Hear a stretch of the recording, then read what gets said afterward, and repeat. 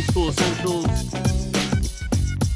the Further Adventures of the Thunderous Fury, Session 20. Time for the recap, and thankfully Dustin is here to tell us what happened. So last session, we are on an island. It's a tropical island with Basil and Zophan. The Thunderous Fury was docked there, and Basil and Zophan were doing some training with Zophan got a new weapon. It was a kunai. So he was training with learning how to lash throw a kunai around, and we went back to island and we sent Ox, our captain, sent Silas with us, who also like Roland had a poor sense of direction. Because we were on the ship and then we went back when we rode to the island. We noticed that we were constructing training dummies, and then we realized that Silas went into the forest and didn't come back. Right. So we let him, see if he could find his way for an hour, and he never came back. So we went to go look for him. We ran across this pool. That was only a couple feet deep, but it was kind of on a hill, and water was flowing up into it. So like a reverse flow. We followed this creek and led to the mouth of a cave. There was a crowbar and a shallow pool of water in front of this mouth of the cave, and there we saw two pixies that were pretty mean, and they were arguing over whose crowbar it was.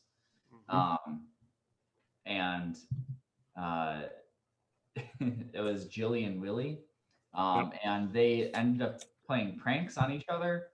So like the crowbar turned into a crow, and then it ate Willie, and then it flew away, and then he dispelled it, and he fell from the sky. We learned that this water is flowing. This stream is flowing from this cave. We learned at the bottom there's a cursed temple to the Faceless Lord.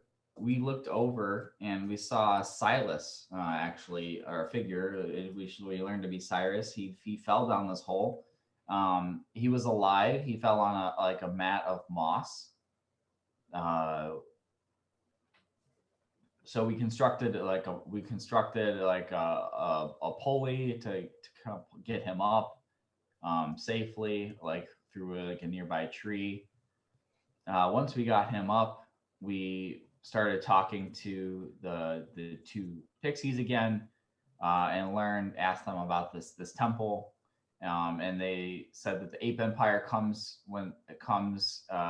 is supposed to come in the spring because it's currently winter, and they're going to come and take care of it, which I think Basil knew, that the Ape Empire, when there are entrances to the Underdark that are discovered, because this temple, it's known that this particular island has some entrances to the Underdark on it, and when the Ape Empire discovers that, they will send out a survey team to go block it up.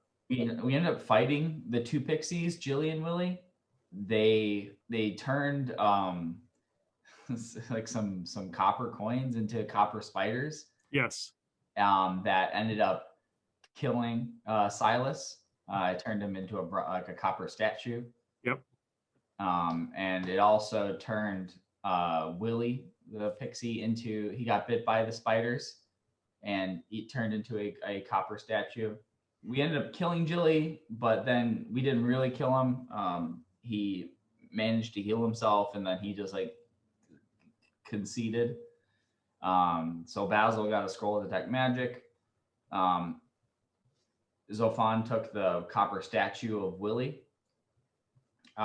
which gives a brief spell of invisibility or a brief spell of flight. And then we were heading back to the Thunderous Fury. We did head back to the Thunderous Fury to see if we could get some people to take Silas's bronzed body.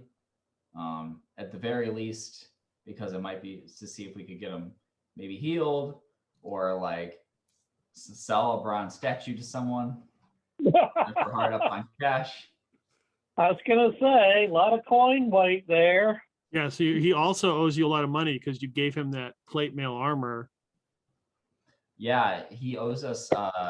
He paid 12 gold up front, but he's about 68 gold in debt. Yes, and it is now copper attached to him. Yeah. Wait, the plate armor is copper now? Yeah, he is like a big statue. It just looks like he's wearing plate, but it's copper.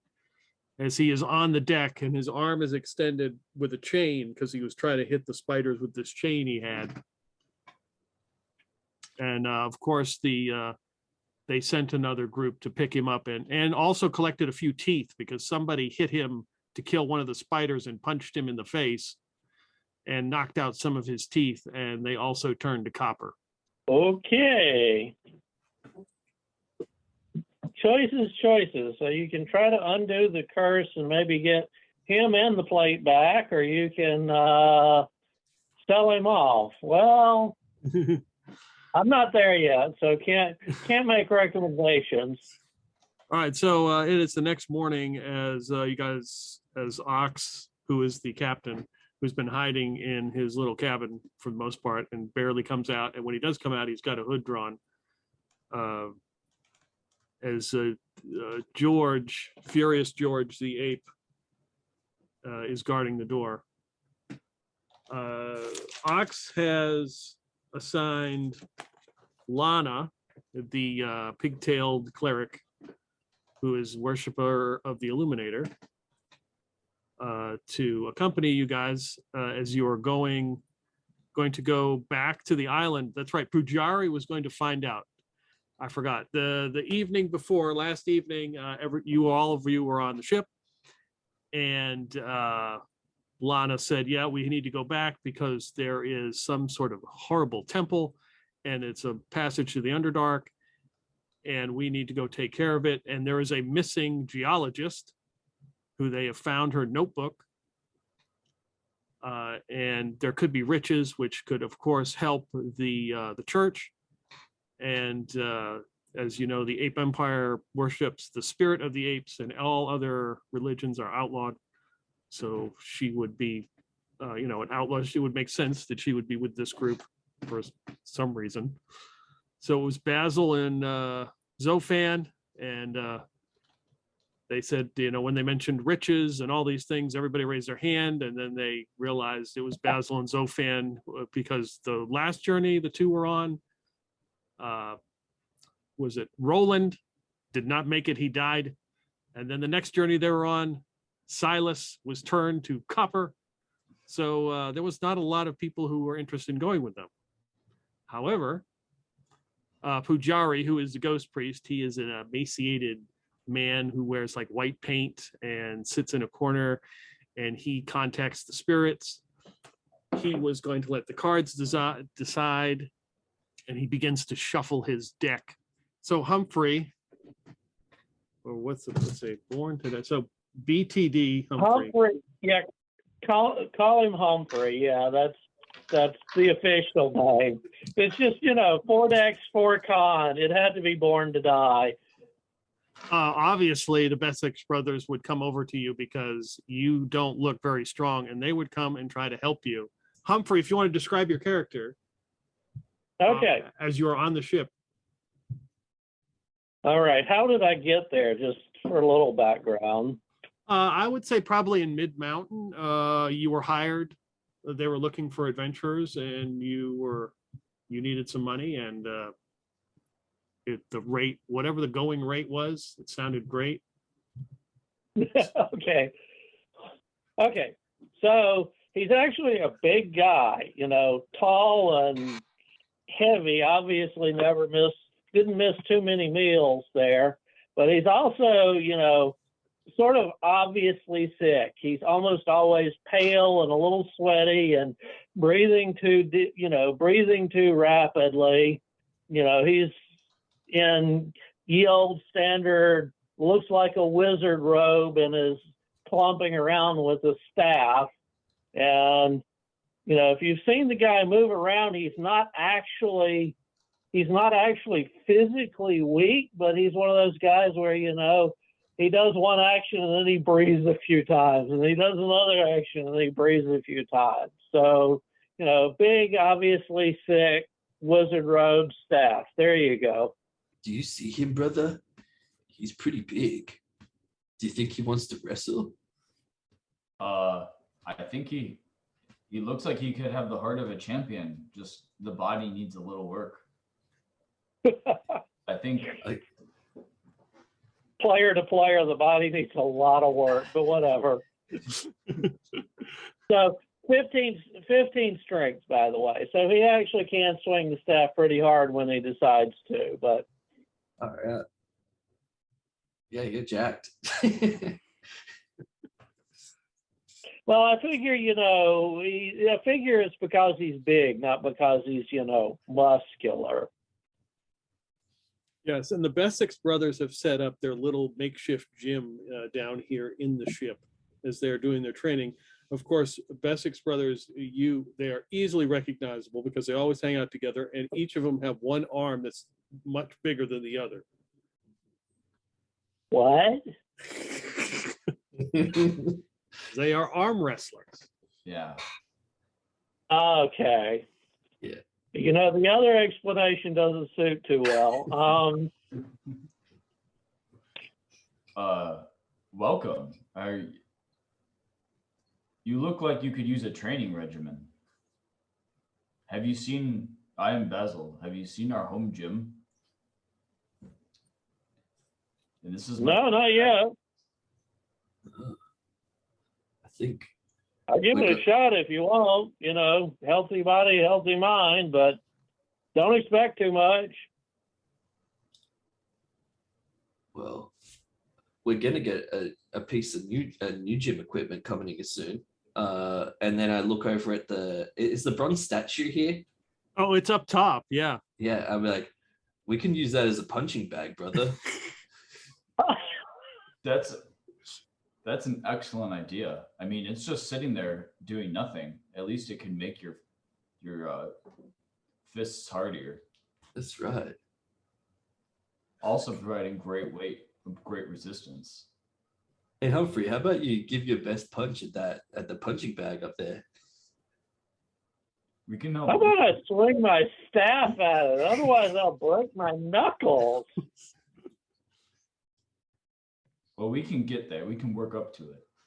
I can help you move the sucker, but really, these hands are made for casting. Oh, you're one of those tricky people.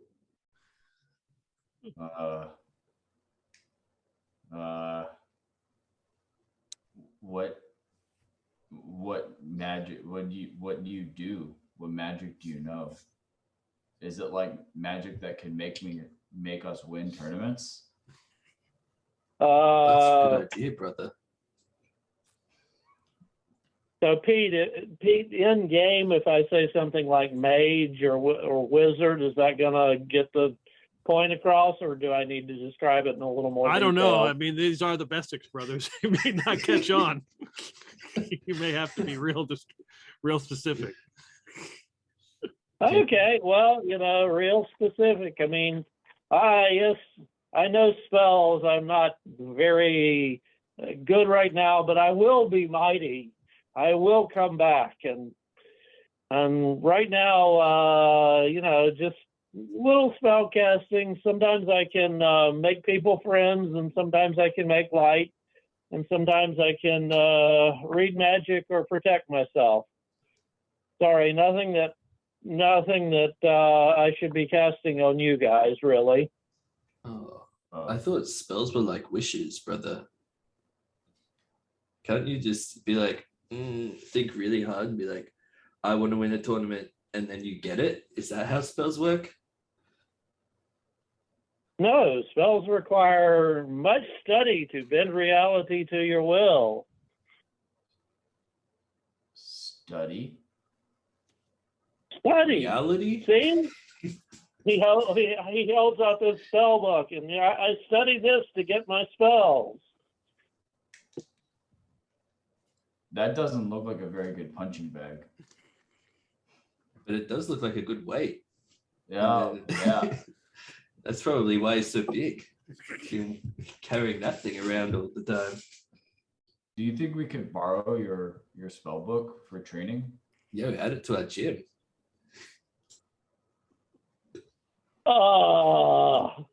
That's the foundation of my power. Mine, all mine. Oh, Why don't we knock off a statue arm? Obviously, the character doesn't know it used to be a player. He just got why don't we knock off a statue arm if you want to swing something heavy around? I'm sure Silas wouldn't mind. He's not using his arm right now. I got a good idea. If we attach the book to that big stick that he's carrying, he could like do this all day. You want to turn my spell book into a weight? A weight for weight training? Yeah, It's that's a for great the idea. mind. It's to train your mind. I don't know. I've got I've got a couple of sacks. If you want something for weight training, I've got a couple of sacks. We'll fill them with sand or rocks or something. We'll make weights that way. That sounds like a good idea. Yeah, I've heard of that before. I hear there's like an expedition to some temple. Maybe we could pick up some rocks and sand on the way back. Good idea, brother.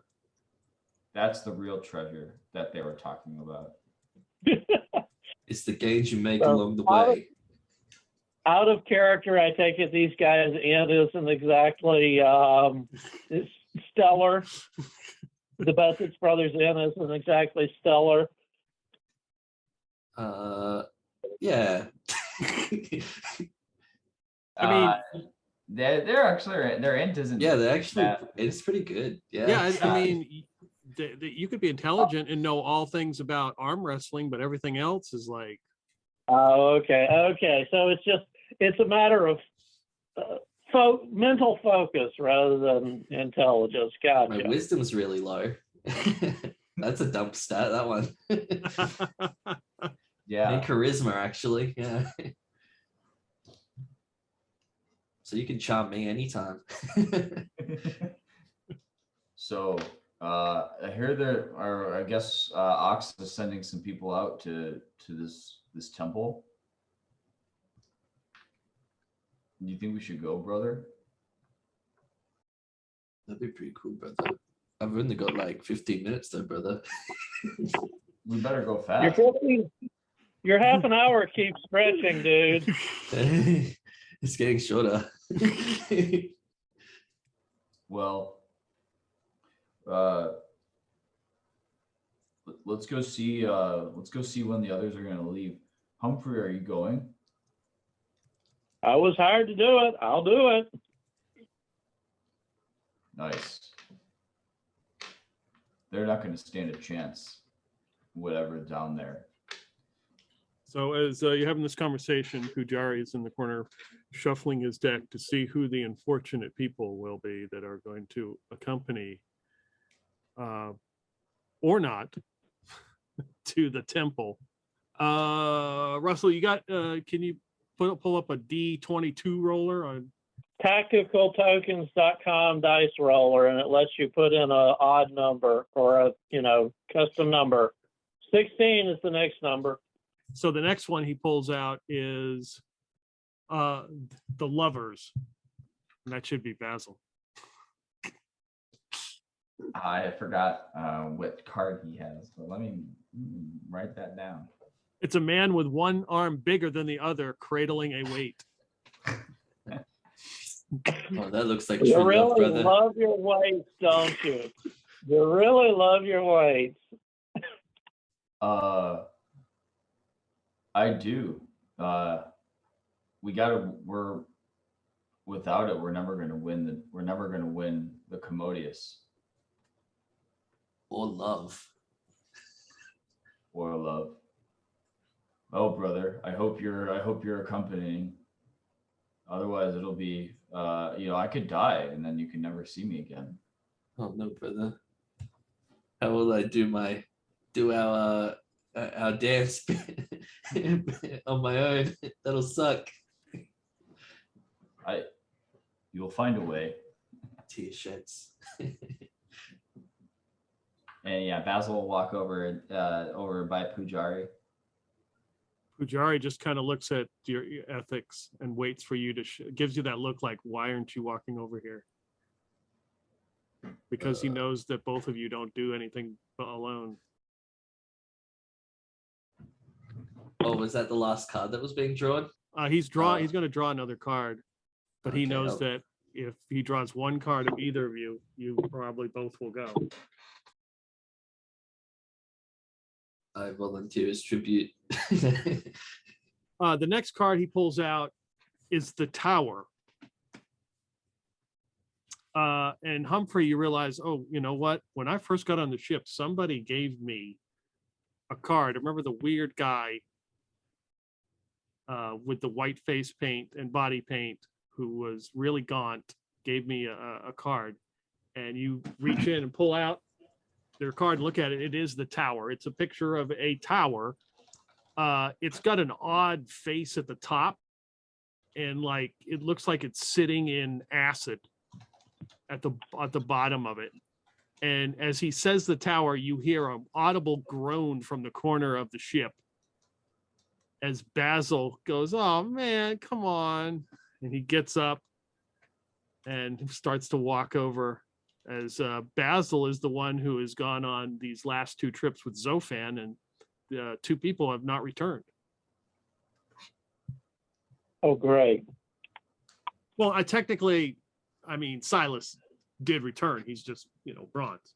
He just Yeah, well, fortunately, I'm the new guy, and I don't know the past history, so I don't know this. Well, accompanying these guys on a excursion is like a death flag. Oh, you do know. It recently happened, and you've been on the ship since it's happened. Oh, yeah, you do. So I would know. I'm like, you can be blissfully ignorant if you wish. No. The character wouldn't deliberately be stupid about it, but like, okay, well, that changes plans. Yeah, Pujari shuffles his deck and sits down, and then, he never stood up. He goes back to his meditation. Cracks open the door to his little cabin here, and you can see his head peek out, and he whispers something to Lana, who is the cleric with the pigtails, and she's, all right, 20 minutes, we're heading out. Get your stuff together. We've got 20 minutes. Yeah, Basil starts doing push-ups. And he will do push-ups for 20 minutes preparing, because this is the last bit he's going to get to train before the big show. Oh, good God. And ethics starts counting, but can only count to 10. So it keeps on saying 10. 1, 2, 3, 4, like counts to 10 and then starts again. I don't know, Nathan, I don't know what your character's name is, but Lana, so you've been on the ship. This is the Thunderous Fury, a pirate ship, so they say. You've heard rumors that the ship was stolen from the Ape Empire. It's been hiding out in mid-mountain, so they wouldn't find it. Gage Silverarm is a former pirate. He kind of lets other pirates hang out there. He doesn't turn them in. The Thunderous Fury spent like 2 months here, and he said, "Get your ass out of here. You're driving me crazy." So the ship has been slightly modified so it doesn't look like that stolen ship from the Ape Empire. You were probably hired at Mid-Mountain because they were recruiting people. And Lana is the cleric who just kind of, as she looks around, just kind of grabs you by the arm and says, "All right, you're coming with me." As Zophan and Humphrey and Lana and yourself all begin to row to shore, as the Bessex brothers and this strange character named Pincher, who is all wrapped up, and all you can just see is his big bug eyes, as he sort of knows the way into this temple, at least have some information, along with another individual named Basil. So there are 2 boats headed to shore. It's cold. The wind is blowing. It's cold. It's overcast.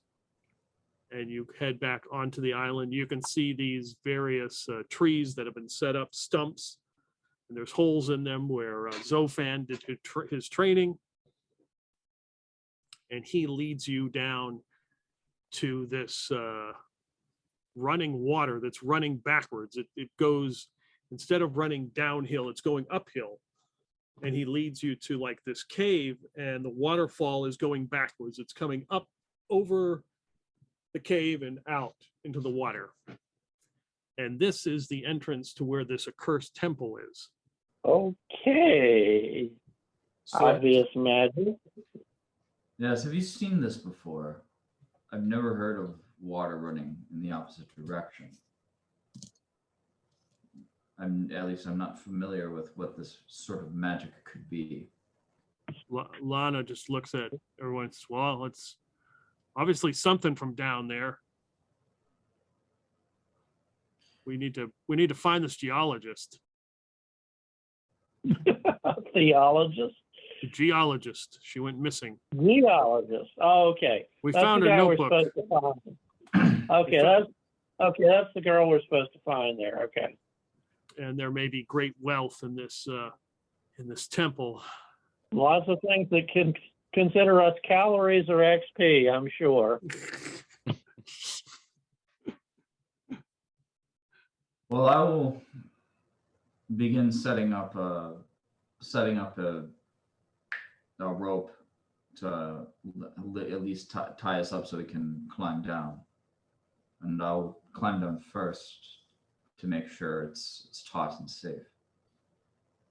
So Zophan is an acrobat. Zophan is fairly thin, lean muscle, short cut hair, wiry, fairly tall, and he kind of like walks with like a bit of a flair, like he's kind of got this air of gracefulness to him.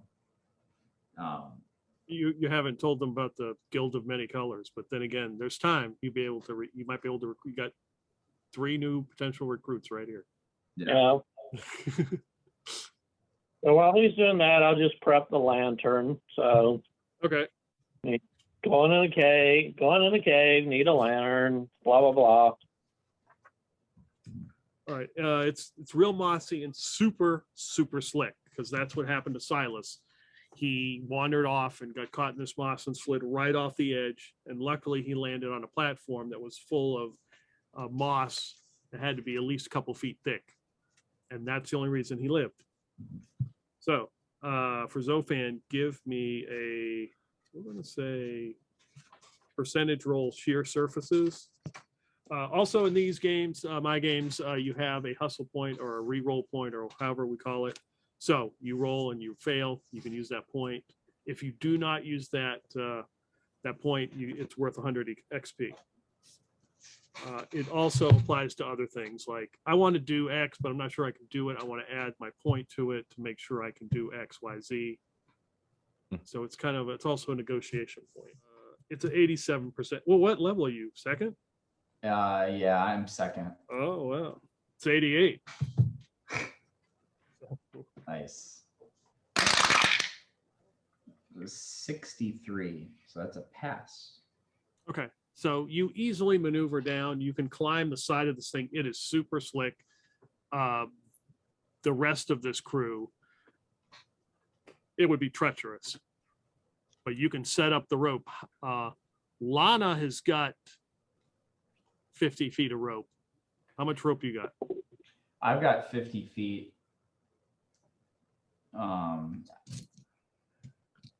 Silas Basil had 50 feet too.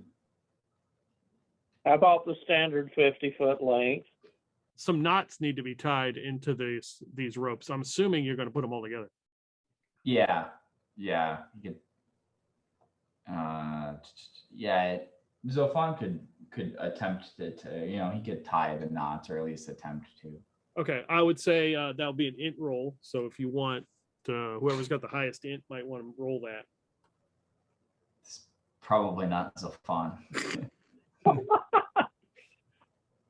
My character can try it. If you're talking Dex, get somebody else. But if you're talking int, I got a 16. Oh, that's good. You want me to roll? That sounds good. 16 or below would work. Okay. And 16 should give me a +2. So, or below. Yeah, it's whatever your ability score. This is like a skill check, so it's whatever the number is okay, below. right. So higher numbers. Okay, I rolled a 3. So. Oh yeah, easily. Humphrey seems to have he's tied a knot or two in his day. Or like scared what happens if the knots don't work. Big guy goes splat. Lower is better. Yep. Okay. For skill checks. So you want low numbers. Okay. High to attack, low for skill checks. Yeah. Okay. So Zophan, as you are headed down this passage, you realize that there's all these little. It kind of goes and it turns and hooks, and there's all these little platforms, so you can maneuver all the way down. We're not going to make 15 friggin' rolls to get all the way down. I'm going to get everybody one crack at this. And they are going to get a +4 to whatever skill. So it's Dex or Strength. Add +4 and roll under that number since you have successfully tied knots and Zophan has set up the ropes. Okay. Obviously, I'm doing Strength since my Dex sucks, but +4. All right. I roll a 6. That's well under. Okay. All right. Zophan. I mean, Zophan, you don't need to roll because you've got the climb sheer surfaces. Yeah. So I rolled for Lana. And of course, I should have done this in the beginning. I got the new die, and that's what I rolled. Nice. The natural 20. Ow. So I think Zophan was like, because he was like climbing down and going down with the rope and stuff. So I'd imagine he'd go first, and like when he gets to the bottom, he would try to find a place that is like somewhat protected in the event that someone slips and falls, that he doesn't get like just a flying body in the dark. Murderized. Yeah. Oh, great. So I thought you were going to set up to catch her. No, you're setting up to dodge the body. Okay. Let me roll some damage for Lana here. I'm gonna roll it. You know what? They're at the. Yeah, it's good. The Grim Reaper. The Grim. Yeah, Reaper so that is in our old game. Russell knows that. That's the dice box I got to use, and it was gifted to me. So 5. Not good for Lana. Nathan, do you have your scores set? I do. All right.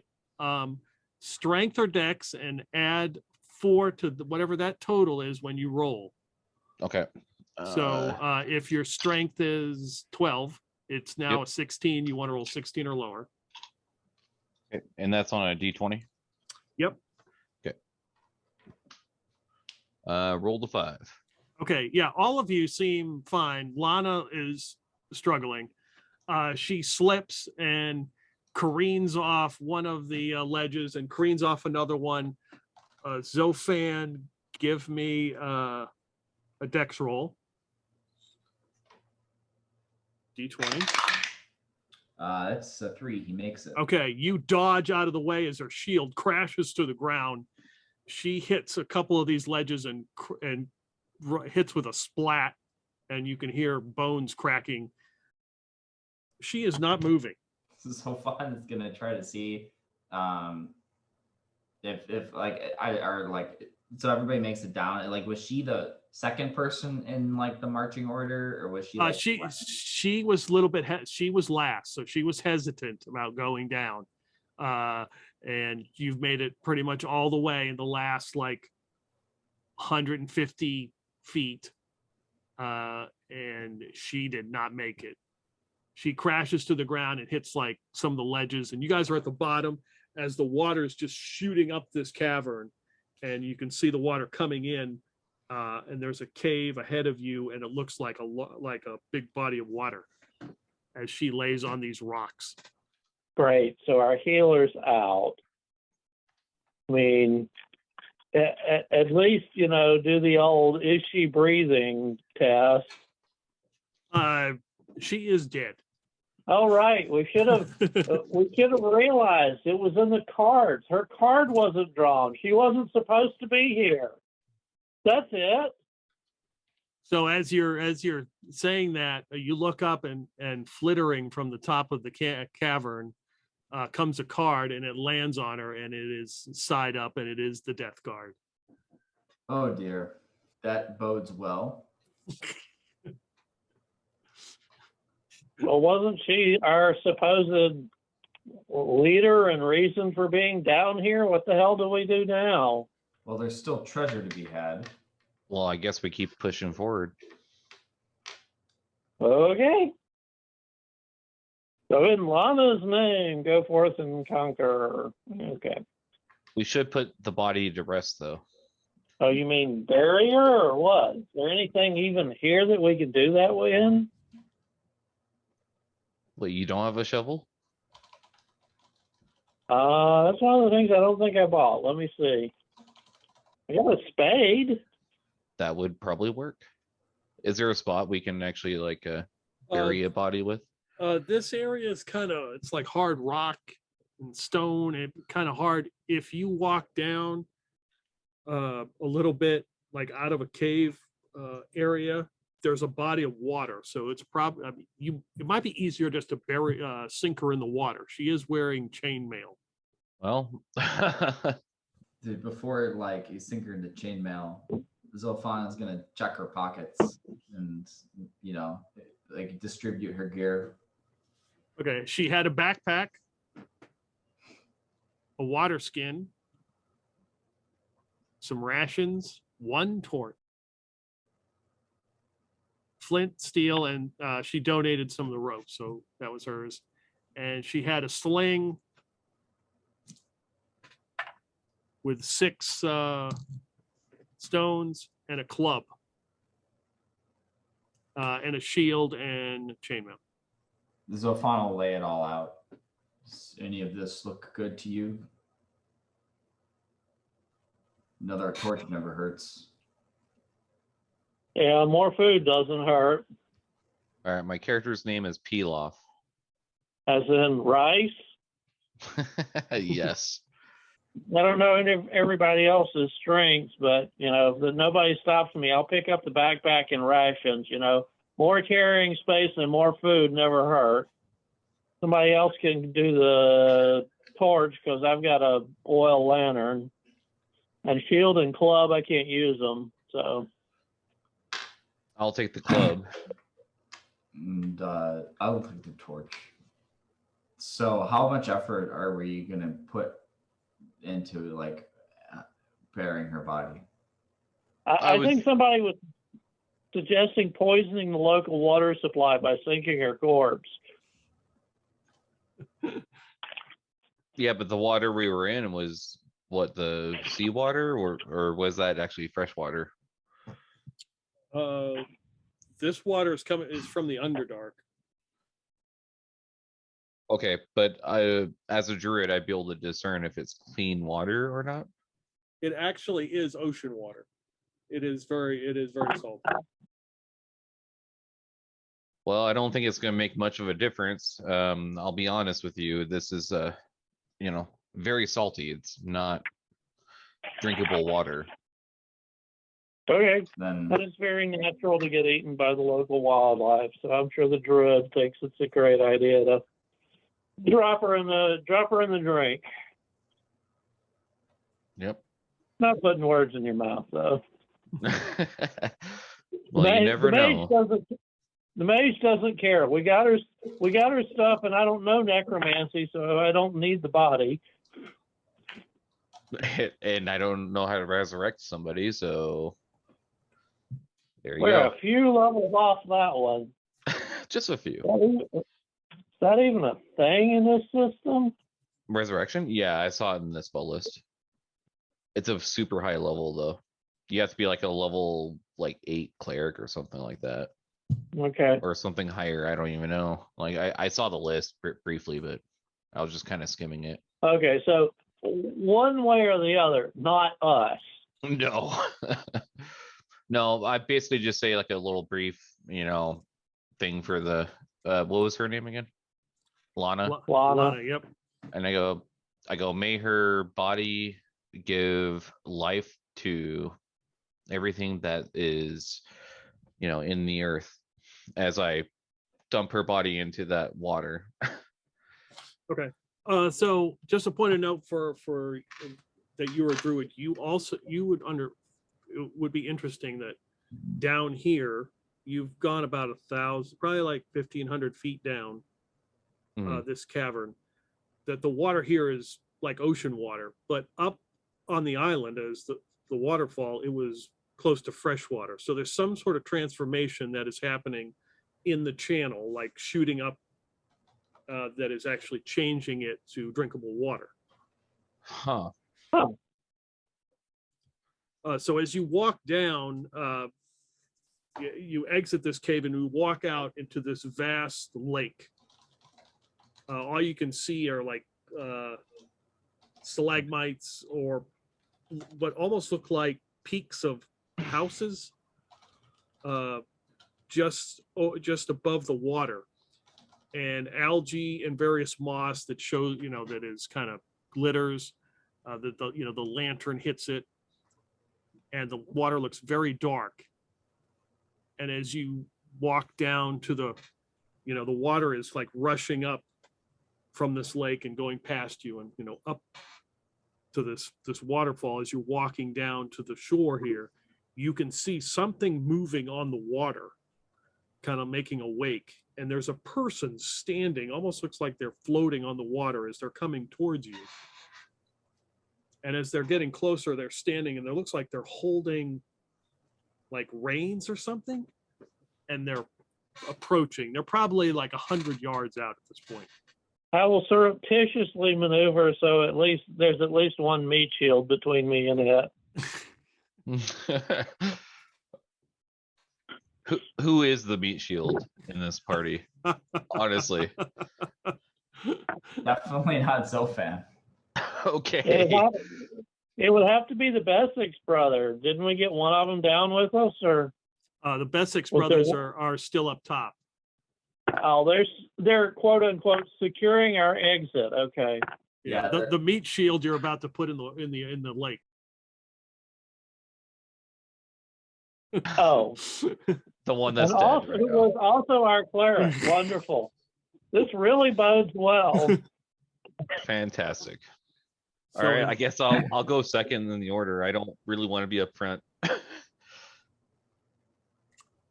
So as this wake is moving forward and getting closer, you realize this person is riding a giant fish. As you can see its eyes coming, in the water, and it moves real close to the shore. And then on the side here on the shore, there's a bridge. Looks like, pedestrian bridge over a lake, over a river at some point, but it's just broken in half. And it kind of floats up to where that would be. And you see this person wearing just robes, kind of just hanging off of him, and a long beard. And he's holding like a harness onto this giant fish. You're a druid. Give me, you don't need to make a roll. You can tell this is a giant catfish. Okay. Interesting. Welcome, travelers. Hello. I kind of like slowly walk up towards him, like a little bit hesitant at first. Are you riding a giant catfish? This is Gilbert. Of course I am. Hello, Gilbert. And then I cast Speak with Animals. Can he be trusted? Gilbert says, "Oh yeah, yes, he is. He is. He looks after me. He takes care of you? Oh, he is. He takes care of me. Yes, he is. He is taking care of me since I was wee big." Okay, I guess we have to trust you for now. That's The a pretty animal tricky says use to so. stick with animals. Pretty tricky. Did you just talk to a fish? What does it look like when, like, what are you making, like fishy sounds, or like what does like fish communication look like? I don't know, lots of clicking and stuff. So like, I don't know. I would imagine that'd be the case anyway.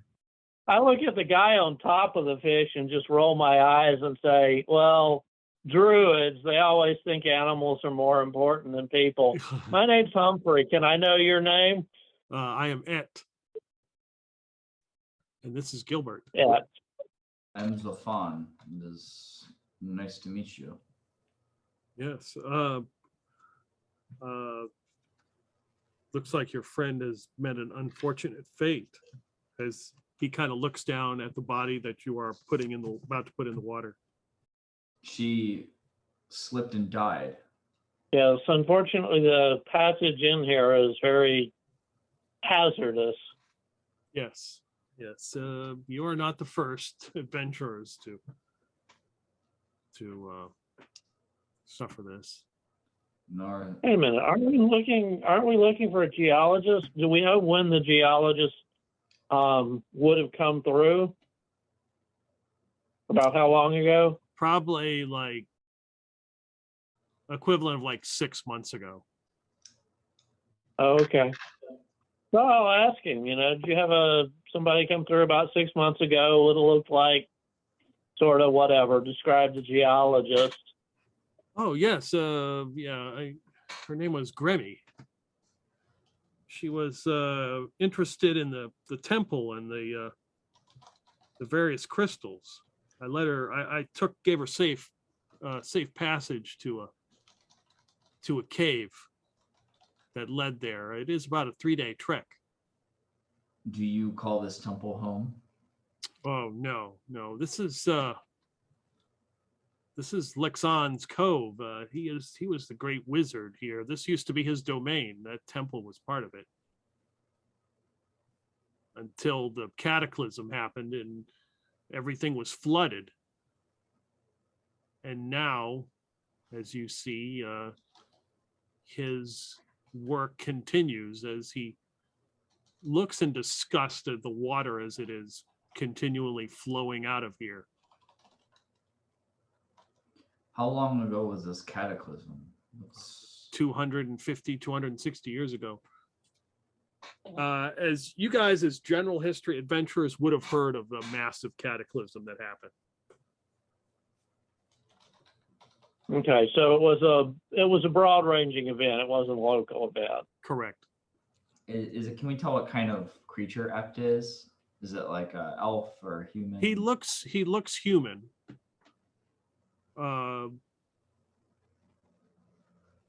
Anything strange about the way he looks though? Give me an intelligence roll. Rolled a 6. And my intelligence is 11, so I don't know if that makes any difference. Yeah, I mean, when the skills checks, you got to roll under. So yeah, you Okay. passed. There is something about him. He has some kind of he's human, but it's not straight up. There's something off about him, not in a bad way, as in he has some ability or something, and you would sense that as a druid. You've been living down here for a long time? Oh yes, I was born down here. And he points like the top of the canyon, the cavern. He said, it's like my home used to be up there. My father gifted me Gilbert as a child.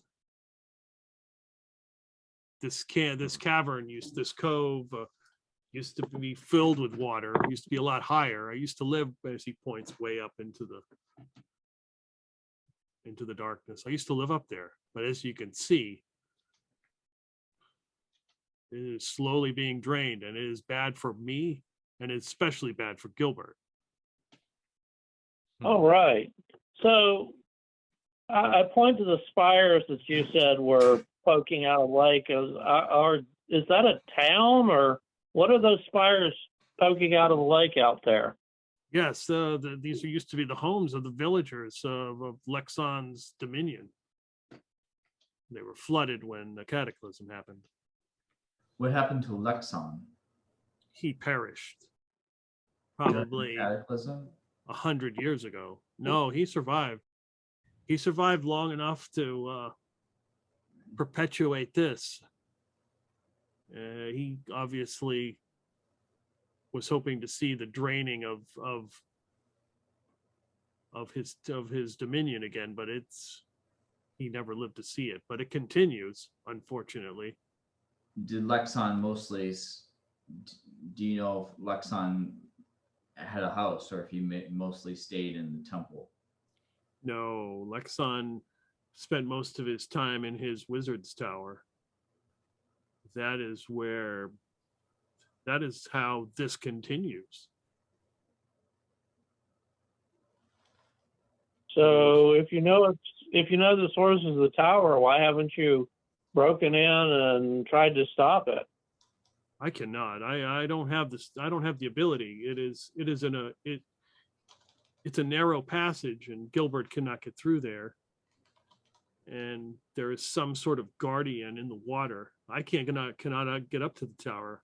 I've offered many an adventurer the opportunity to help. I do know a way that would get you right up to this temple, in agreement that they would help take down the tower, but they never returned to help me.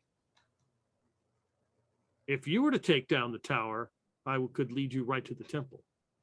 Has there been any sign or of what happened to those who went to the tower? Or has it been? There's been a few adventurers that wandered off in there, but they never returned. And the others that I helped get all the way to this temple that you speak of, they never returned either to help me, or they either perished or left some other way. I've had too many opportunities pass me by. I can't make that offer anymore. So he's offering us to take us to the tower, but not the temple, is what he's saying. So basically what he's saying is there's one passage that takes like 3 days to get to this temple. Okay. Where you need to go, where the geologist, he dropped the geologist off at. He knows another way that takes you like right up to the front door. So basically you're walking in. But you need to help him with the wizard's tower to take that tower down. Well, I'm not opposed to preventing, to stopping the magic draining this pool. Yes, it's very unnatural. Right. And I'm not opposed to looting the guy's spell book, but the guardians are what we have to really worry about, and the magical traps, etc. So I guess we are wanting to stop whatever is causing this. Okay. I guess ask him if you. Well, first of all, is it okay if we bury our companion in the lake? He said that would be fine. You can bury her here, or I can take her somewhere else. Deeper is probably better. The deeper, the And better. I guess, yep. I guess we're off to see if we can't get inside a wizard's tower. Okay, so you walk up to like I said, there's this bridge. It's kind of broken off. It probably crossed like a creek or a lake, or a stream or something. but it's broken off, and it uses it as kind of a dock, so you can get on top of Gilbert as he hands you like these straps, and you get on the giant fish. And as you drop Lana into the water, Et moves over, and Gilbert just opens his mouth and goes and scoops her up, and you guys take off through this lake here in the Underdark. You come to a set of like narrows that he talked about. Like there's no way that Gilbert could get through.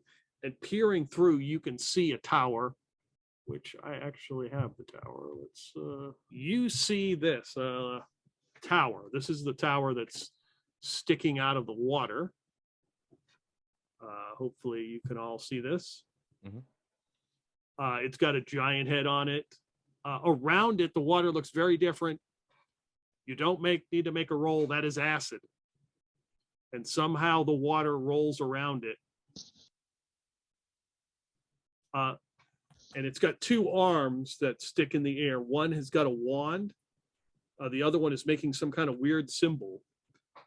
And there are figures that are on two platforms, and they're holding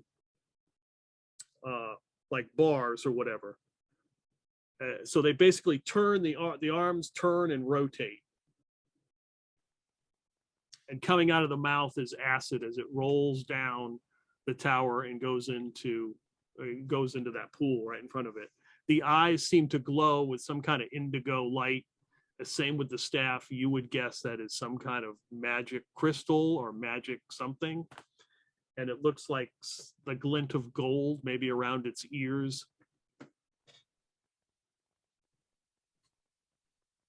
Okay, Big Mojo. You said the one hand has a wand and the other hand has making some strange sort of symbol. Can I figure out, as a wizard, first level and all, can I figure out what either of those are actually?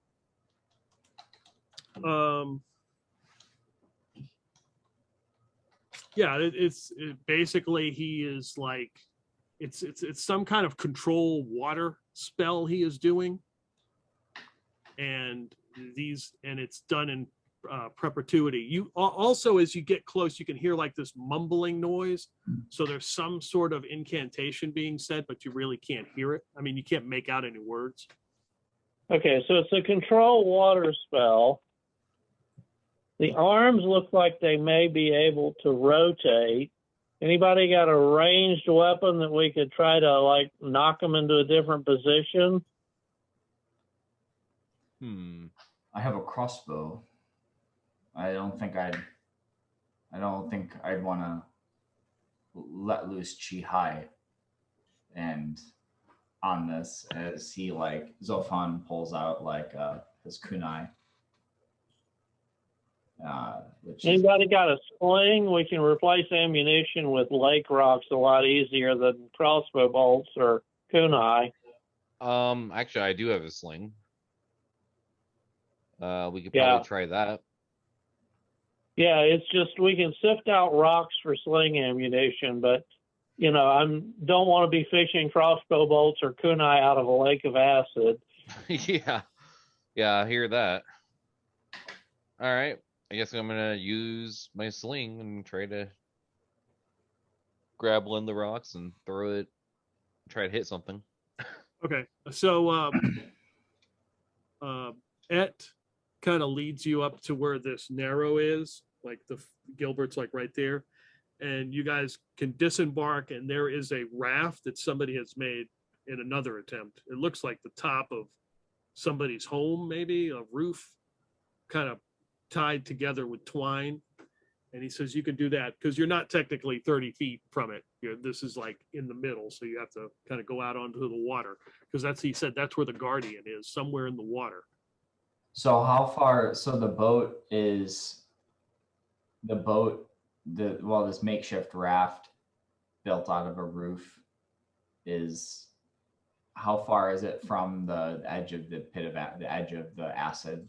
You're probably like 100 feet away. Okay. And the watcher is in the water. Yeah, he said there's some guardian that Lixann has put in the water. he doesn't know what it is.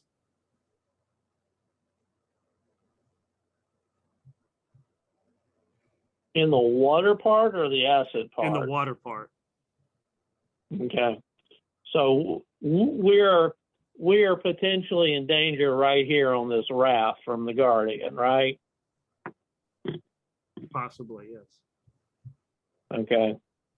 What triggers the Guardian? He doesn't know. I would imagine if you came close enough to the tower, it would go after you. I'm not sure. Okay.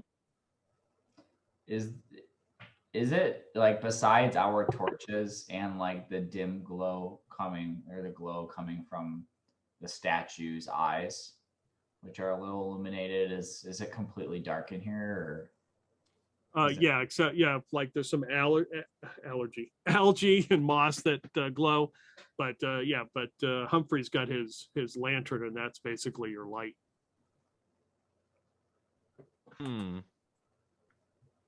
I too shall pull up my lantern and light my lantern. Give us some little extra light to see if there's if you notice anything in the water, moving around, or just trying to keep an eye out. Are you headed that way, or are you just still scanning the water? I'm scanning the water at the moment. So we can pull up the anchor from the raft and head it towards the tower if we want. That's it's like tied to the side of there's rocks and stuff where this cave is, where the narrows are. It's tied to the side. Right. The pointy things you had sticking up, it's tied to one of them or whatever. Okay. Yeah. Okay. So, I guess unless anybody has any better ideas, we move in a little, stop and look around and keep going until we can get close enough to start bouncing rocks off the thing. Yeah. What's the distance on a sling in this one? I didn't see that actually. Sling 5 to 40 short, 41 to 80 medium, 81 to 160 long. Yep. So we want to get close enough where we're not taking negatives. Yeah. So would that be 40 feet away? Yeah, 5 to 40 short.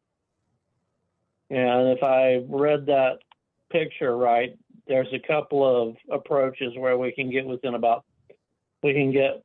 40 without wandering in the acid. Mm-hmm. So we're 100 feet from it now. So then we would need to go about 60. So a little bit of halfway from where we're at out into the water to reach that. So you want to go 30 in and look for the Guardian, and then 30 closer and look for the Guardian? Yeah, that's probably the best bet.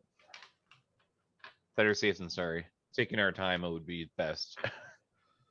I'm all on with caution. That's reasonable for me.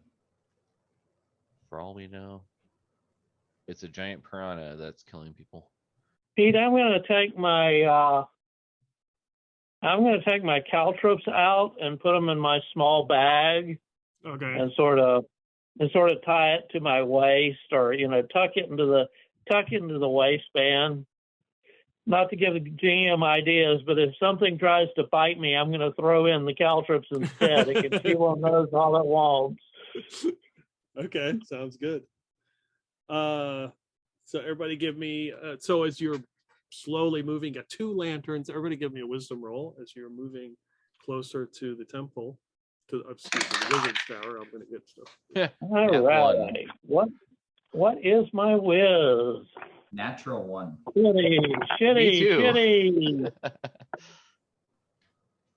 I'm obviously fumbling with my bag too much. Yes. Fail. Pilaf and Zophan, what you guys both got 1s? Yeah. Nice. So as you approach, you can see something moving in the water, and you see the ridges of 2 eyes. This is some kind of toad, and it is enormous. You would guess Pilaf, you are a druid, wise of the animals and things in the forest. This thing probably is 250 pounds worth of toad. Oh wow. Huge. It is watching you. Since you rolled ones, you could get the jump on it if you wish to attack it. It is probably 30 feet from you. Does it look? Is this watching? Is there any sort of sign that it's like Hostile? or like it's coming close, gonna come closer? With your roll, Pilaf, this is definitely a toad that's stalking some prey. Oh, perfect. Yeah. Not good. But you would guess it doesn't realize you have spotted it.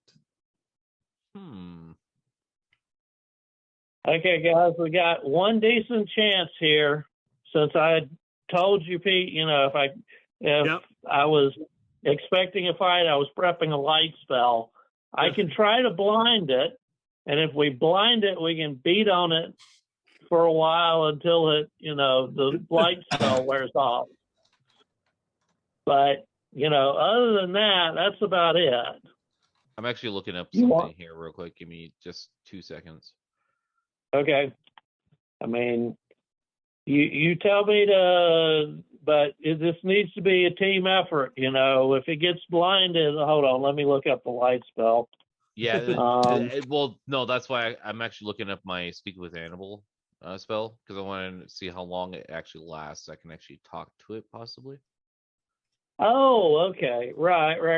Because you use your one spell of the day, but if it lasts for long enough, you may still have it. Gotcha. Right, yeah, and that's why I was looking that up. I didn't see where the time frame on that was, so give me a second here. It's definitely not an illusionist spell. There we go. All right. Druid spells. So if it works, it would be blinded for 7 turns. That's a lot of pounding we can do. Yeah, and it's probably not accustomed to a lot of bright light, so that's probably good. Speak with Animals is 6 turns. Oh yeah, duration, 6 turns. So it's probably been longer than 6 turns, I would imagine. Yeah, so I think light is a good idea. All righty. I'm basically gonna tap the magic caster and be like, you see that in the water there? It's hunting us. Okay, so he's pointing out where this thing is sort of. It's doing like a frog, It's only the eyes are popped above the water, and okay. All right, if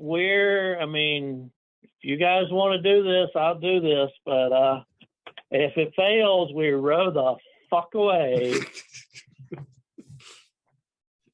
Agreed. All right. Okay. So we get to save. Yep.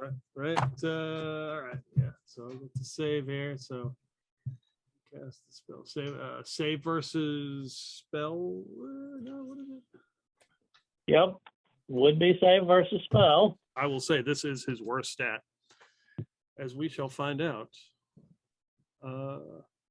What happens? Drum roll, please. Here's the roll. We can't see it. Okay. 16 meets it, beats it, so it passes. Meaning it's saved? It's saved, yep. Damn it. So it just catches it and ducks below the water as the light goes off.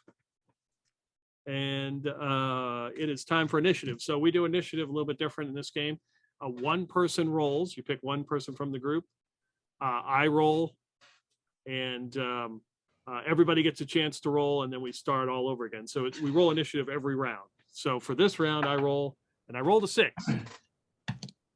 So whoever's got the best dex, I would assume probably should roll first. If you guys tie me, you go first. Zophan's got a +1. I've got a 12 dex, which is a 0, so. All right, now roll. I got a -2. I think Zophan needs to deal with this. That's a 7. You're up first.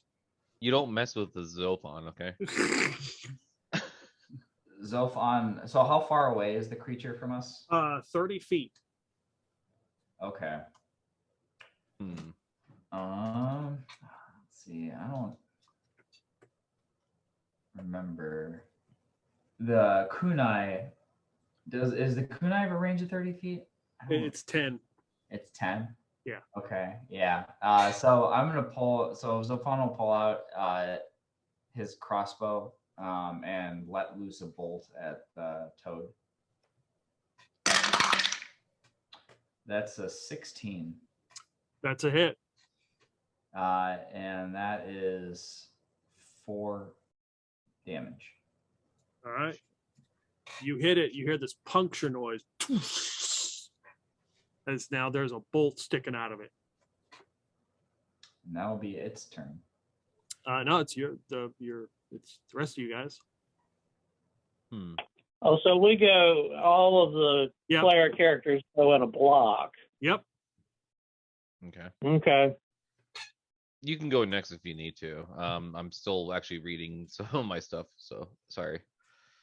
Well, okay. This is a little weird, and Pete, you can tell me how well it works. I figure this thing's got a tongue, and somebody's gonna get nailed with the tongue. So I take out that sack of caltrops that I prep, and I'm Okay. ready to put it in front of the tongue when the frog goes. Yeah. And that's Okay. what I'm doing. I'm going to make sure that the frog's tongue hits the damn caltrops first. Okay. I like it. That's a very good idea. Okay. Sounds good. All right. So you're shaking the bag of caltrops in front of it. What are you going to do, Humphrey? I mean, not Humphrey. Pilaf. Yeah. Yeah. I'll get Peel off. Pilaf. All good. Well, I'm going to. I don't have any other ranged weapons, so I'm going to try to throw a rock at it, at its eye, specifically its eye. Okay. Chuck that rock. Yeah, that's probably a miss. Well, you had a sling. Lana had a sling. Oh, did you? So you could. Yeah, we discussed this when we talked about how we were going to rotate the arms. Yeah, Yeah. so I'd be using the sling to. Yeah. attack Yeah. with, Fire the but- sling at it. But I only rolled a 2. So. Okay. It splashes in the water. It was warm up. Yeah. It's practice. I mean, you're It's just practice. Yeah. you're getting used to it. Got to stretch out a little bit. Until you get eaten alive. Get in the range. Get in the range. Get in the range. Okay. So its attack 1 to 4. So I'm going to roll a 6-sided dice. 1 to 4 will be Humphrey and his bag. 5 is Zophan and 6 is Pilaf. A 5. So apparently the bag is not interested in at this point, as it swoops into the water and comes up and sticks the tongue out, which you had correctly deduced, and attacks Zophan. 14. That hits. It hits you with the tongue, and you take 4 damage. Nice. Zophan gets slapped upside with the sticky tongue, Yep. knocking back into the boat. Ugh. And he's looking very hurt. 1 hit point left, very hurt. Oh man. You have the exact same amount of hit points I do then. Yeah, you feel like if you were any smaller, it would have grabbed you and pulled you in, and it drops below the water. It's initiative time, and that's between Humphrey and Pilaf, and I would assume Humphrey's probably not going to roll. Oh, I rolled another 6. Damn it. Damn it. Yeah, I guess Pilaf, I'll roll. you don't have a negative, so 11. Just roll a 6-sided die for me. Oh, my bad. Yeah, 3. Okay, it will go again. So it's like it wanted some food. It didn't get any. This roll this time is a 3, and it snatches that bag of caltrops right out of your hand and grabs them. Roll me a D4. all righty. 2. Okay. It takes 2 damage as it crunches down on some caltrops. It's not very happy about that. Ooh. How perfect we're in a boat in the middle of the lake with no escape route. You guys are up. I'm assuming it's right next to us now. It is 15 feet away. Oh, shit. So how big are the sides of this boat? Like, does it come up? Like, No, it is like a straight up raft. Like anytime, a little bit of water, it'll go right over the edge. So it's more like a rowboat then. Oh, it's not even a rowboat. It's literally like a slab of, literally like a raft, like in the ocean. Like just like Yeah. a bunch of wood pieces put together with twine. All right, I know what I'm gonna do. I'm gonna light a torch and throw it at it. Flint and steel, doing that Yep. number. Throw the torch. Hopefully it scares it away. I don't know. Okay. Give me an attack roll. An 18. All right. I don't even know what kind of damage that would be. Roll a d4. 4 points of damage. So yeah, it comes up and it looks like it wants to try to snatch this thing, but then it does not, and you hit it right between the eyes. The torch hits it, and you see it singe it a little bit, and the torch goes out and hits the water and goes out. You did some damage to it, not the full 4, but some damage. It did. You got it. Yeah, it is in the water after all. That makes sense. So it took half that damage. Yeah. All right. Pete, you tricky bastard! I just realized the tower card you gave us predicted the acid around the tower. Yep. All righty. Well, this may take more than a turn, but I got no ranged attack, so I'm going to take my other sack and my other flask of oil and attempt to improvise a Molotov. Okay. Have you made one before? My character, probably not. Okay. Give me an intelligence roll. All righty. This will not be whether you can make one. This will be how long it takes you to make one. Gotcha. Understood. Well, my int is 16. I roll a 4. Okay, yeah, you probably have or seen somebody. It's real quick. So I'll let you attack this round. So you break it, boom, it's on fire. Go ahead and make an attack roll with it. Lob the Molotov. So attack rolls higher, good. High is good. Yep. All right. I actually rolled a 16. If it's strength based, I got a plus. Yeah, so, that's a hit. D4. 4 max. Yeah, you hit it like at the same spot, and it like starts to burn it some more. It singes. You can hear some of the pustules on it popping, and it drops below the water to put the thing out. It does not look very, very happy or in very good shape. Zophan. Does it come back up? Yeah, it does. It kind of like it comes back up again. As it comes back up, Zophan's gonna try to get a shot off. Okay. That is a 8. That is not a hit. You do have a hustle point, unless you feel like you should probably save it because you have 1 HP. Damn it. I should have used the hustle point on the light spell. Damn it. Oh, well. Live and learn, or die and learn, as it were. I'm gonna save my hustle point for now, and just the shot. Be comfortable with the shot ricocheting and going wide, hitting the water. It is going to make a morale score because it's getting its ass kicked. Well, it rallies. Is that pretty normal? So is this another case of high is good? yeah, it doubles down.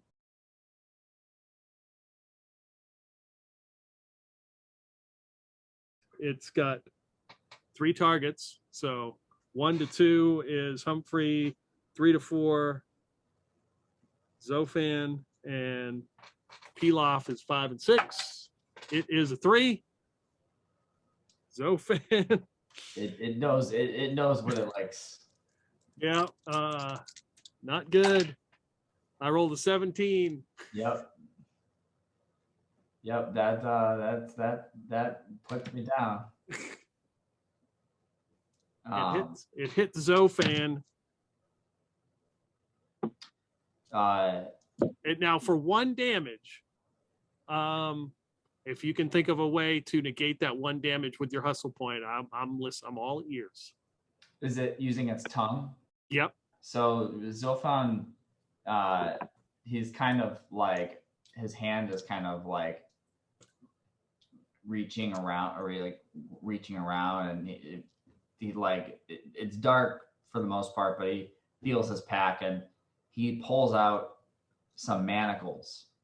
Like, he has manacles in his pack. He pulls out his manacles, and like, as the tongue is coming to hit Zophan, it like connects with the manacles instead, and it wraps around and pulls those. Okay. All right. There we go. That's I think that's worth 1 HP, 1 hustle point right there. So it grabs the manacles and chomps on them. So now it is up to its initiative order. It's Humphrey, and I rolled a 1. Don't roll less All than right. 1. He's got negative 2. Six-sider, right? Yep. I rolled a 2, but if it's Dex, I got -2. Okay. 0. He Sorry. still goes. Sorry, guys. Also, you're gonna be nice and let me go first. No, it's 0. Oh, it is 0. Okay, so frog first. Well, you could use your hustle point and re-roll your initiative if you think it's worth it.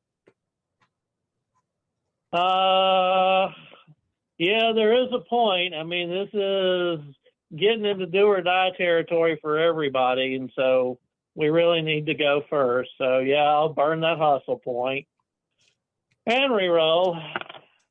Got a 5 this time. -2 is 3. So You're up first. we go first. Okay. So what I'm going to do is, it's classic D&D, so I bought a 10-foot pole. I'm going to slip out my 10-foot pole, and I'm just going to like wave it. I'm going to attempt to help everybody else. So whoever that damn thing targets this time, I'm going to attempt to interpose the 10-foot pole so that, maybe it snatches the pole instead of hitting them. Okay, very good. So defensive action. All right, sounds good. Pilaf or Zophan? You can go ahead, Zophan. Zophan's going to shoot again with the crossbow. That's a miss. All right. Roll a 4. It splashes into the water. And yeah, I mean, there's no cover, there's no nothing that can be done. So Okay, I guess I'm gonna try another. I'm gonna sling him again. All right. Not with that kind of roll, I'm not. With a 1. Yeah. Natural 1. Natural 1. All right. Give me a percentage roll. All right. Point out that you too have a hustle point, but whatever. I could use a hustle point. That's You true. could- You could. You know what? I think I'll go ahead and do that. Oh, there we go. 18. Okay. Tell me how it dies. Well, That 1 The- HP. that one rock goes straight into his, I don't know, his eye, and his Sure. eye explodes into a mess of just pure chaos. Okay. And he goes and falls back into the water and just sinks. Yeah, you see him drop below the water, then he comes back up, belly up. as he is floating up on the water. We could always use some frog soup.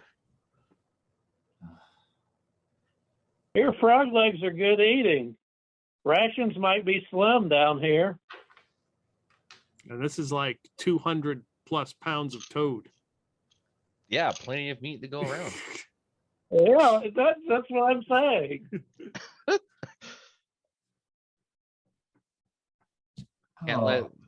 Can't let good meat go to waste.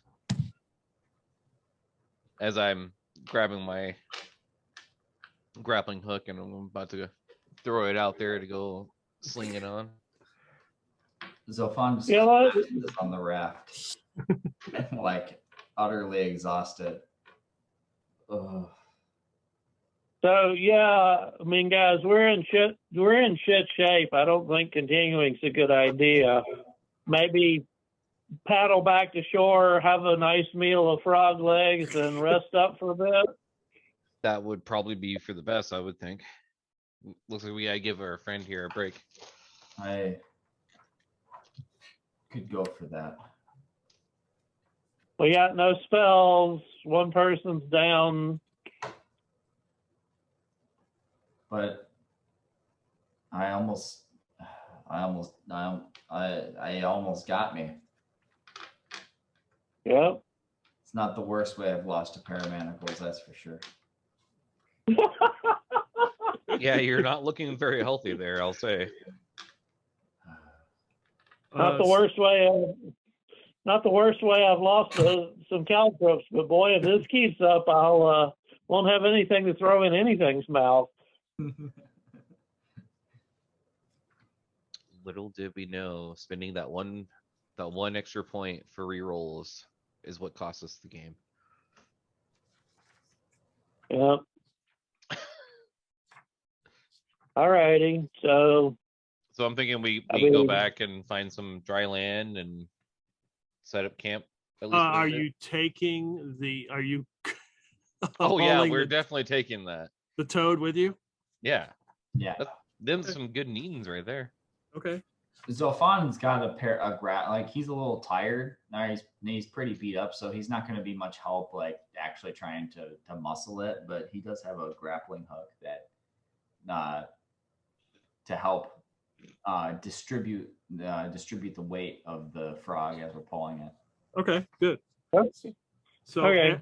yeah, you take it back up, you move the raft back up to where those narrows are. You see he arrives and sees that you're alive, dragging the toad.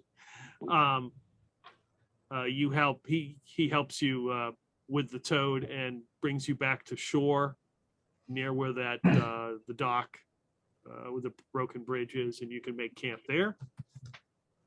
I'm going to assume that you're going to cut this toad apart and have a fire and cook it and eat it. Oh yeah. Yeah. Nothing like boiled frog. Assuming we can find things to make a fire with.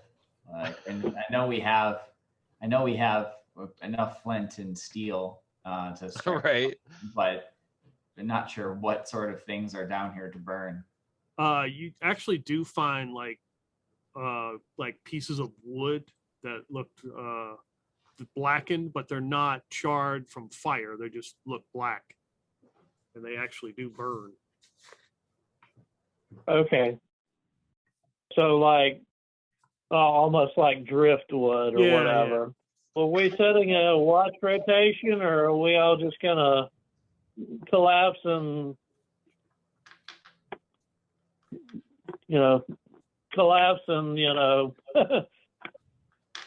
I'll take first watch. Okay. Because it's never a good idea not to have first watch. All right. Okay. Let's see. Let's start with you. All right, to Humphrey, give me a D100 roll. D100? You mean there's 100 ways we could get screwed out there? Okay. Kidding. Not taunting you. 38. So my eyes were elsewhere. Is it Zophan or Pilaf who has the first watch?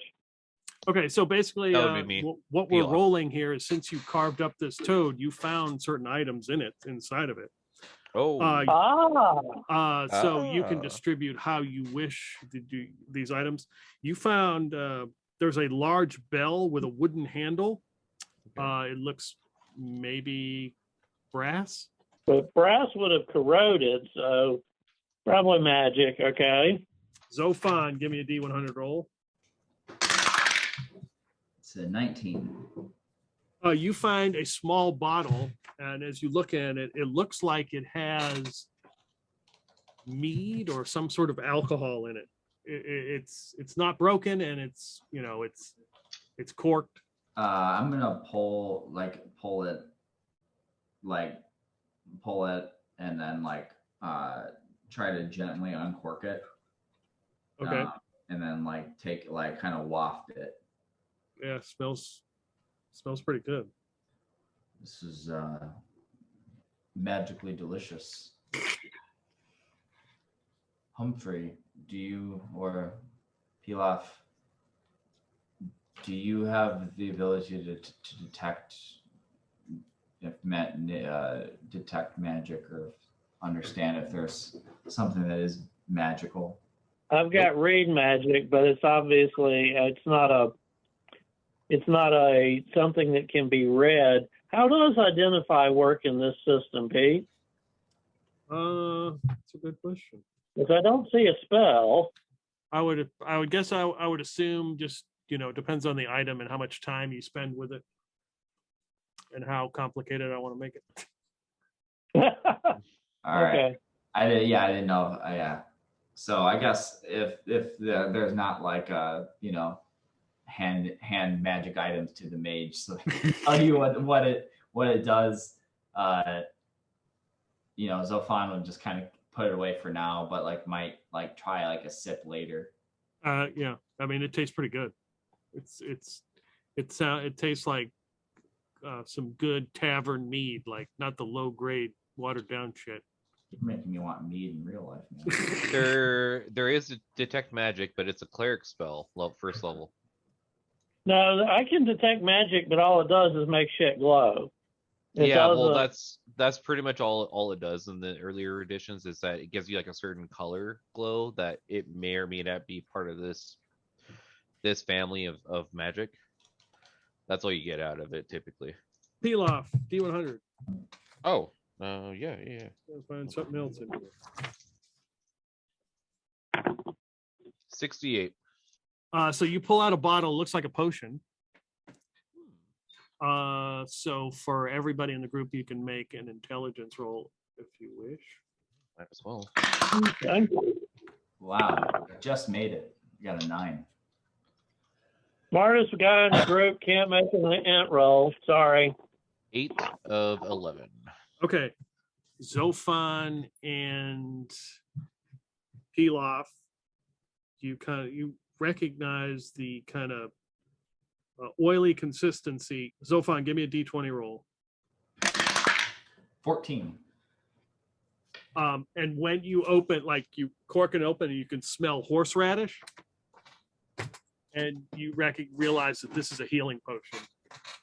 Because there's a specific cleric house that makes healing potions, and they use horseradish. Boom. This will come in handy. It's a healing potion. Oh, why don't you hold on to that then? So fine. Don't mind if I do. Don't mind if I do.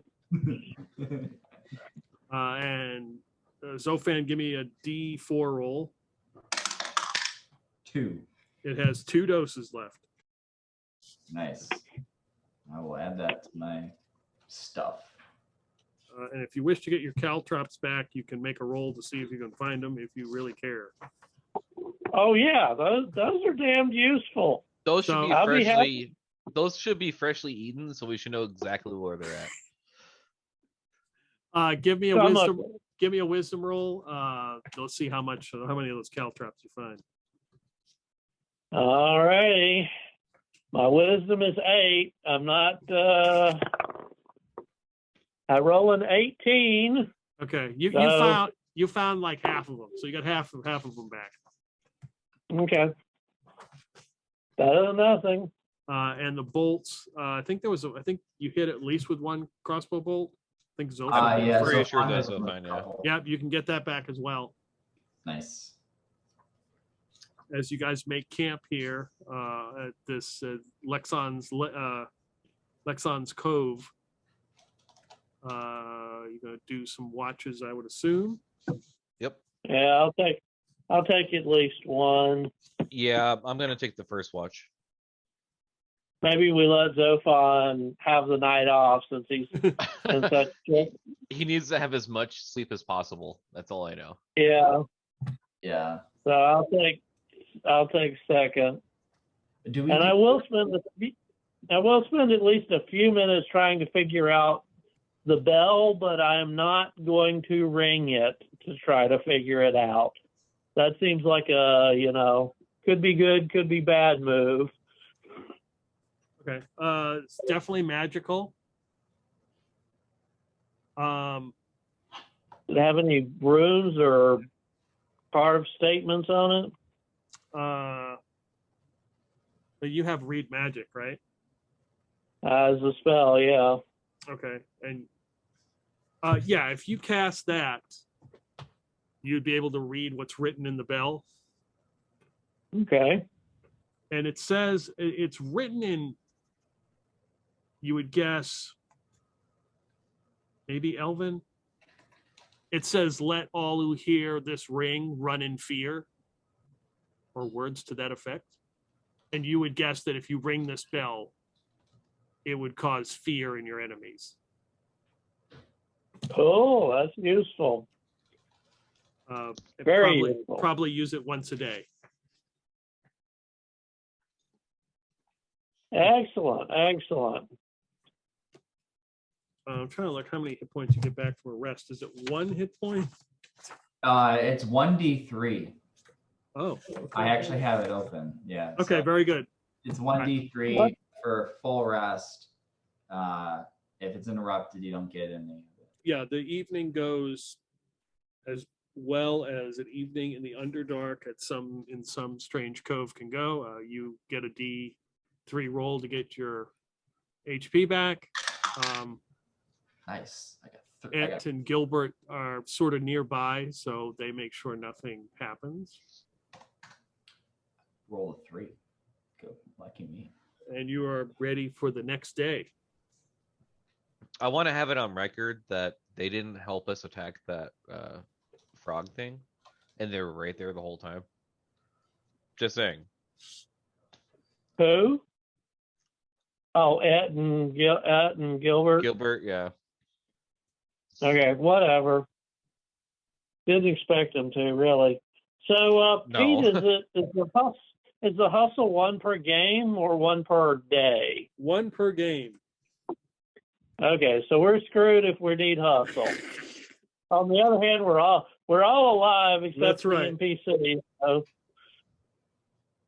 That's we okay. used it properly because we used it to save our asses. Oh, wait a minute. I have to show you guys something. I wore this shirt since Pete said it was a pirate thing.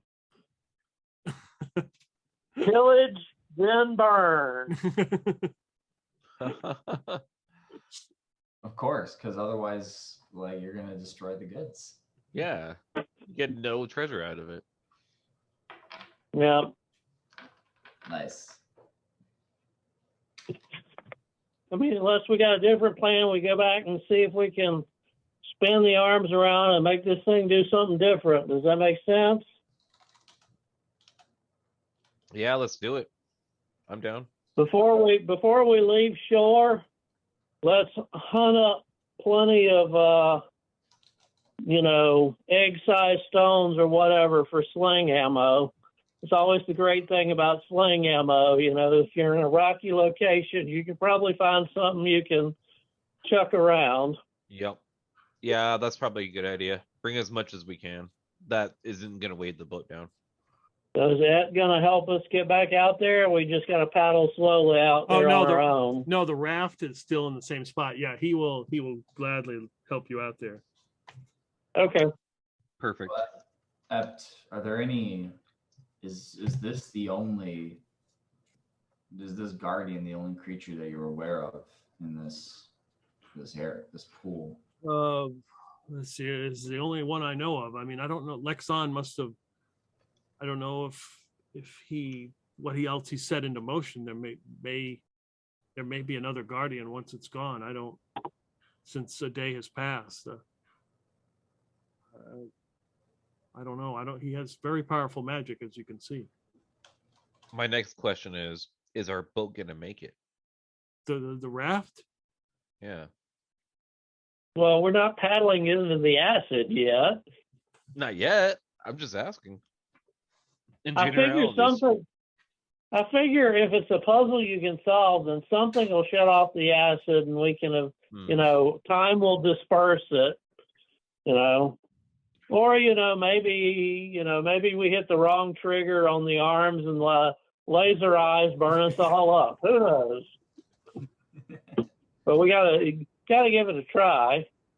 All right, he lets you over at the Narrows and lets you off onto the rocks, and your raft is right there, and you board the raft, I would assume, and start making your way back to the tower, back to the wizard's tower. Yeah. Since I can't help them with the slinging, I'll help keep the raft, close but not too close. Okay. Close enough that he can sling, but not so close that we're going to be burning in acid. Yeah, you pointed out to me what you think we should be hitting. You're the smart guy. I mean, correct me if I'm wrong, Pete. You said the arms looked like they were meant to rotate, right? Yeah, it's like, they kind of they stay in place, but they rotate around like this. Oh, they spin around. Okay, Yeah. like they spin around the tower. Mm-hmm. Yeah, see if we can't spin them to a different position or something. Okay. I guess I'm gonna. Yeah, let's just try hitting it normally with its normal rotating movement. I want to see if it goes any faster or if it slows it down at all. Now wait a minute. I heard grappling hook. How far can you throw a grappling hook? I guess it depends on your strength. That's a good question. Because maybe we can grapple hook our way over the acid. Yeah, but you would have to throw it really far. Isn't it like how far is it from the start of the acid to the tower? From one direction, it's 30 feet. Yeah, that's a long throw, people, for a grappling hook. I'm just generating options. If they don't sound right, they don't sound right. I'm not going to do anything without bringing it up to the group first. I'm just generating options. I mean, that's a good idea. I mean, if we can come up with another method. Wait, what about the crossbow with the grappling hook? As in like shooting the rope within, like tying the rope to an arrow? Yeah. How heavy is a grappling hook? That's another really good question. Let me find out. Yeah, I don't see much on I don't see anything around weight for it. Just cost. Yeah. And having 3 or 4 prongs. I would think it would be in the book. Hang on. It's gotta be in there. Well, I would say you could try that. It would be difficult, probably DC. Probably you'd need it'd be an attack roll, and you'd probably need to get 16. Now, if you miss, there's a chance that thing will land in the acid and so long. Yeah, that's the issue I'm thinking of right now. Is like, but that's a good idea. If we do that, then we lose our grappling hook and the rope potentially. Okay, so let's try the sling stones. And Pete, when you showed us those pictures, the little black things around the side of the tower, were those figures or what were they? Yeah, they Et says that they're former townspeople. They are Oh. probably long dead, but they've been zombified, and they work the levers and move the arms. Oh. Oh. So maybe we need to clear them off first. I mean, and if we can knock off the zombies before we have to face them in hand to hand, that sounds like a good idea. Yeah, I'm curious, like if the reason that the tower is still operational is because of these zombies are working it, then maybe it's the matter is just as simple as picking them off from a distance. Right. No, that makes total sense. Can we kill them with rocks though? You might. I mean, I guess they take, You might be. I guess they take blunt damage or whatever the hell it is in this system. I mean, technically, rocks deliver blunt, right? Yeah. Yeah. Bludgeoning damage, yeah. Well, sling is D4. Sling is D4. Yeah. I mean, Just keep tossing rocks until they're all dead. I mean, yeah, it's slow as shit, but I'll take a slow and safe over, over fight the zombies over the sea of acid any day. That's true. All right, let's do that then. so just to clarify, the zombies are on the tower, like Yeah, there's Yeah. like a platform that goes around, and they're standing on. from our vantage point, can we tell if there's if the platform is flush with the tower, or if there's a space? There's a little bit of a gap. Who knows how far? Maybe a couple feet. If we can get lucky enough to just knock them off balance, to knock them over, then that might be all that we need. If we can knock them Right. The acid should take care of the rest. right. Does anybody have turn and dead? No. Lana We're not does. Lana probably Lana does. would have been good at She turns herself perfectly well now. Let's hope she's not undead, but yeah, I Probably is mean now. it's slow, it's boring, but I mean, Mr. Slinger there should be able to either splat them or kick them off the ledge. Surviving, I mean, the rest- slow and steady wins the race sometimes. So Yep. And if we got enough rocks, I mean, the rest of us can just pick up rocks and throw them. But yeah, we should be able to knock out the zombies unless something happens. That would be Pete's call. Okay, yeah. So you're gonna fire the sling at these zombies. yes. Okay. All right, give me an attack roll. 15. That's definitely it. Oh. Perfecto. 2 damage. While he's rolling that, I'm going to go grab a drink. Okay. Back in less than a minute. All right. Do I just keep rolling? How's this working? No, that's fine. So what you realize when you strike them, you fire a couple of these stones or whatever, you hit them, and you figure, well, this thing should have gone down by now, but it's still standing there. Well, this isn't right. What happened? Did it look like it budged? So I hit one of the zombies with a couple different rocks, and it's still standing. It should have went down. All of you can make wisdom rolls if you wish. Okay. Made it this time. I know nothing. 2 out of 8. Wait, is it meet it or is it beat it? As long as you meet it or get lower. Okay, so I did get a roll of 16 out of 16.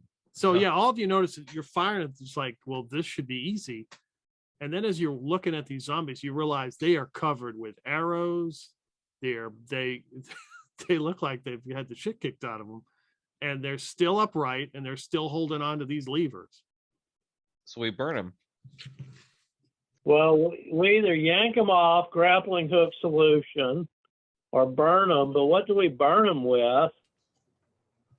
I use my oil on the damn frog. I still have a flask. I still have 5 flasks of oil. So Oh, you're the type who buys extras. Good. I No, didn't have that kind of goal. I always buy extras. You never know when you need them.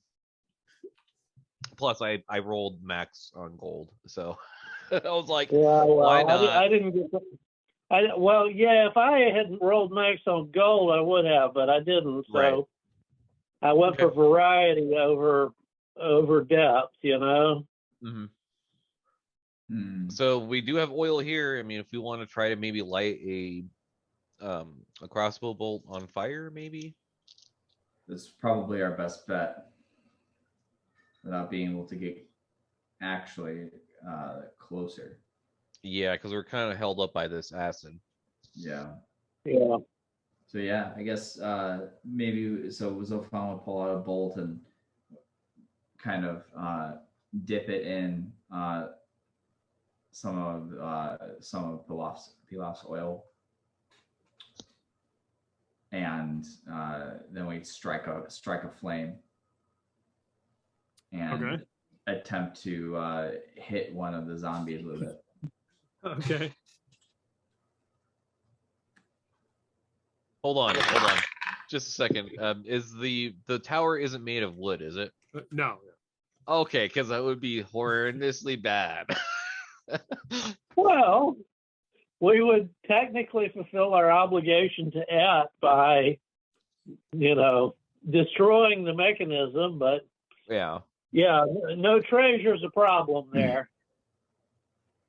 It's a 19. Yeah, you strike one of the zombies and it just engulfs in flames. And it is burning and burning. You're watching it burn and burn and burn, and pieces of it are falling off and landing into the acid, and it is burning. And then it is a charred skeleton standing there. Is it still moving? It's like, so they're held in place, and if you watch them long enough, after like 15 minutes, they'll move slow. So it's not like they're constantly moving. They stop, and then they'll move like a couple steps, and then 20 minutes will pass, and then they'll move a couple steps. Gotcha. Oh, great. So we turned the zombie into a flaming skeleton, but didn't actually kill it. Well, Hey, we learned something. we'll have to.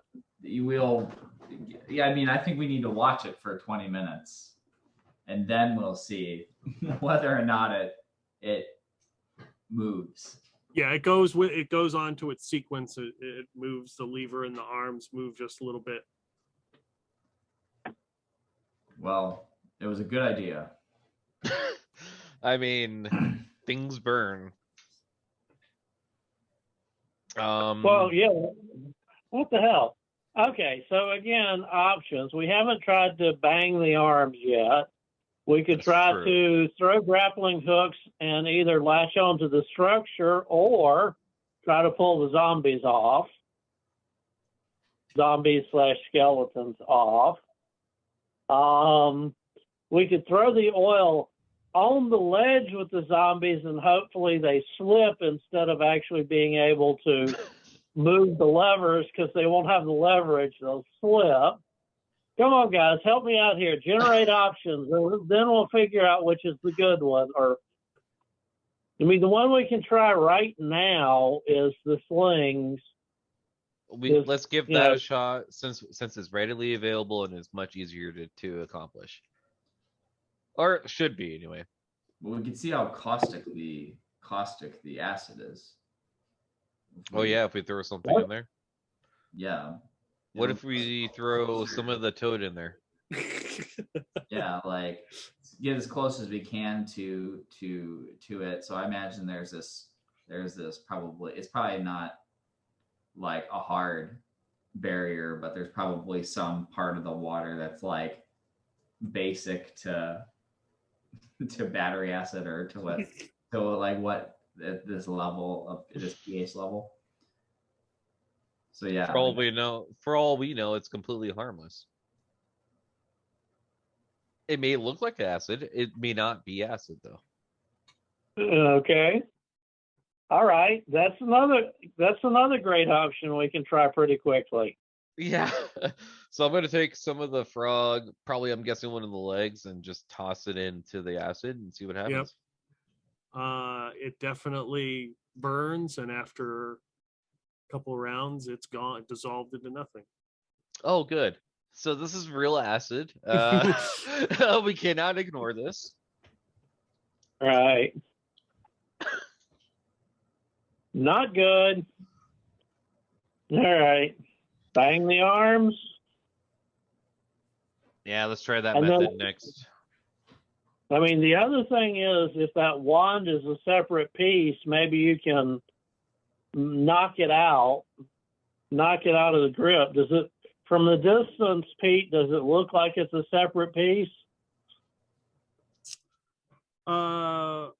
It's hard to tell from this distance whether it was constructed as something separate or not, Okay. but it's massive. You know, I'm okay with trying every option we got. Well, unless it loses its resources. The grappling hook thing is sort of last resort. Yeah, I most certainly do not want to die in a vat of acid. Did you roll to hit it or something? I'm gonna try. Okay. Nat 20. What are you trying to hit? Try to hit that wand in that thing's hand, or that Okay. you know that separate, what almost looks like it could be a separate piece. All right. So yeah, you strike the wand. Perfect shot. You hit the wand, and it moves the arm a little bit, and the guy holds on, and he's kind of like, it looks like he's off balance now. Oh, Huh. should I try hitting it again? Yeah, see if we can get these guys to fall off or something. Okay. So like you hit the arm and like the zombies became off balance. Yeah, you hit the arm, and the zombies are holding onto these huge levers, and the lever moved, and Backwards. the zombie is kind of like holding on like this, like got one leg in the air. Gotcha. Okay. Yeah, I'm gonna try hitting it again and see what happens. 19. Okay. Yeah, you strike it, it hits the side of it. It doesn't move this time. Aw. Well, it was worth a shot, guys. But Are the arms like independent? Can we try the other arm? Yeah, both arms are independent. Okay. Try the other arm, maybe. all Does right. it cost as much? Yeah. No, it does not. Is there anything that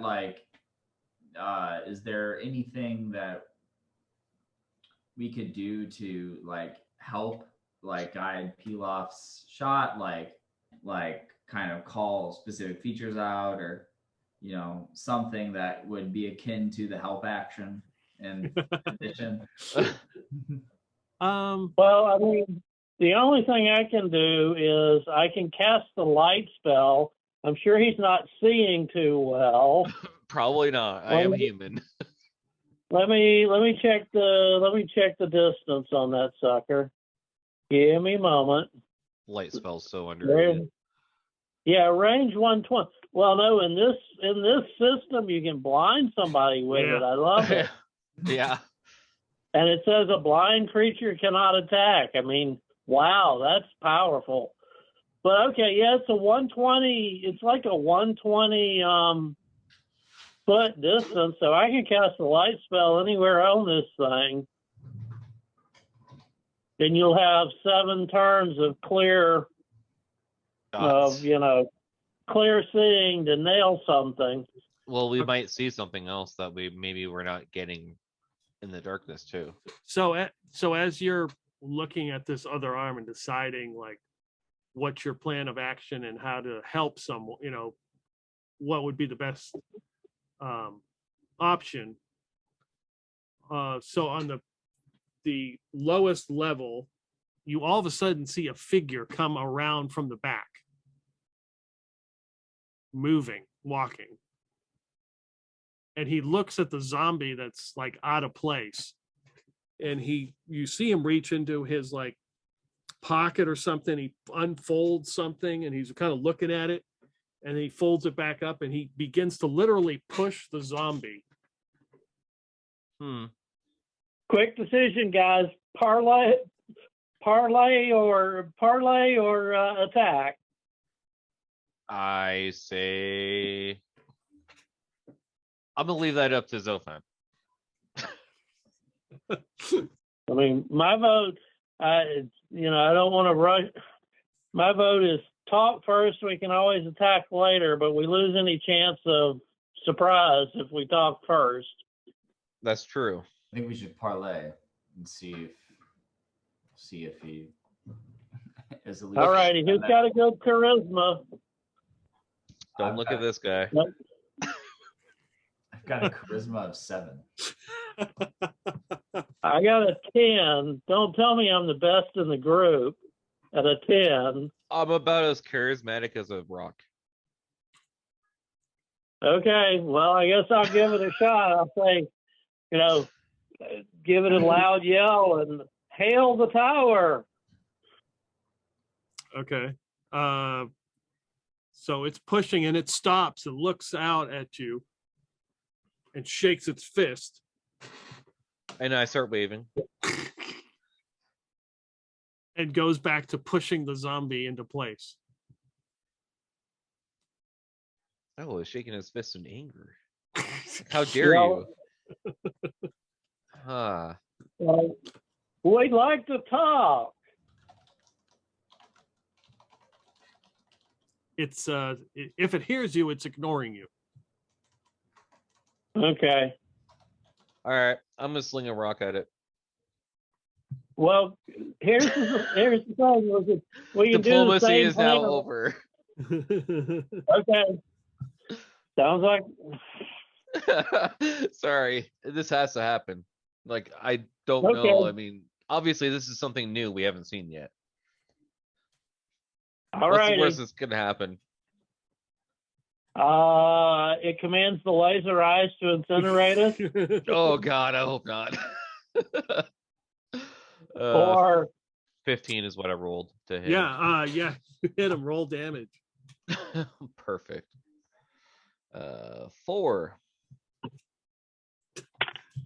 You crack this guy, and he hits and like staggers back against the tower, and looks shocked. And he is shaking his fist some more. You hear him yell in some strange language at you. I'm gonna start Yelling. shaking my fist back in anger. How dare you? Get moving forward again. okay. Well, I'm gonna try the same thing this time that didn't work on the code. Since he turned around and looked at us, I'm gonna try to blind him. Okay. He gets the saving throw. Yes, he does. Let's see how I'm rolling tonight. That is a 9. This light goes off, and all of a sudden he does this number, and just is like, and then loses his step, and you see him go into the acid. Oh, Yes. Nice one. Good shot. Let's solve one problem. I don't even know if it was a problem to solve, but yeah, it seemed like a good idea at the time. yeah, murder hobo always does until you find out he's the guy who prevents the acid from taking over the entire lake. Yeah. Okay, so does he dissolve like the frog piece did? Yeah, he's dissolving. Yeah. Shaking his fist angrily. Yeah, you just see the fist up through the acid shaking. Terminator style. Yeah. Yeah. Oh man. You should have talked to us. I mean, we still didn't hit the other arm yet to see if we can move it around. We might as well. Yeah, give it a shot, I guess. It's 4. I'm guessing that does not hit. No. Okay. I don't know how many times you want me to keep rolling. So what you will come to the conclusion of is you got to make a perfect hit, and even with a perfect hit, it moves just a little, and even, I mean, there's only so much you can do with hitting it with a rock. okay. Is there like, so in this cavern, are there any like rock ledges or areas that are higher up that look like that could be scaled to, that would provide, basically I want to see, are there higher ledges that we're just now looking at that we could presumably climb up to, and is there like, are there features in the ceiling that we could ostensibly affix a grapple hook to, even if at somewhat of a distance, to try to get to swing onto the. So when you tower. yeah, so as you were assume you have 2 lanterns, and then you start scanning, you realize that the roof of this cavern, you look up, there's something that gives off some kind of reflection. It looks like a giant hook that's at the very top, like right above it, probably 100 feet. Like a hook like this? Yeah, like a hook like this. Okay. So, I mean, is the hook like attached to a rope or a cable or something, or can we see that? Y'all can make intelligence rolls. All righty. 5 out of 16, so pretty handily. Okay, so this hook is pretty big. It probably,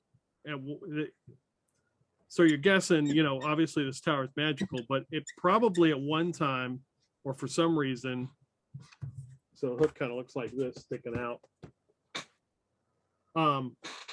Probably there was a huge chain attached to it, and that's probably how they put the head on. Okay. But there's no chain attached to it. It's just sitting up there in the ceiling. How far, what's the distance between the top of the statue and the hook? About 100 feet.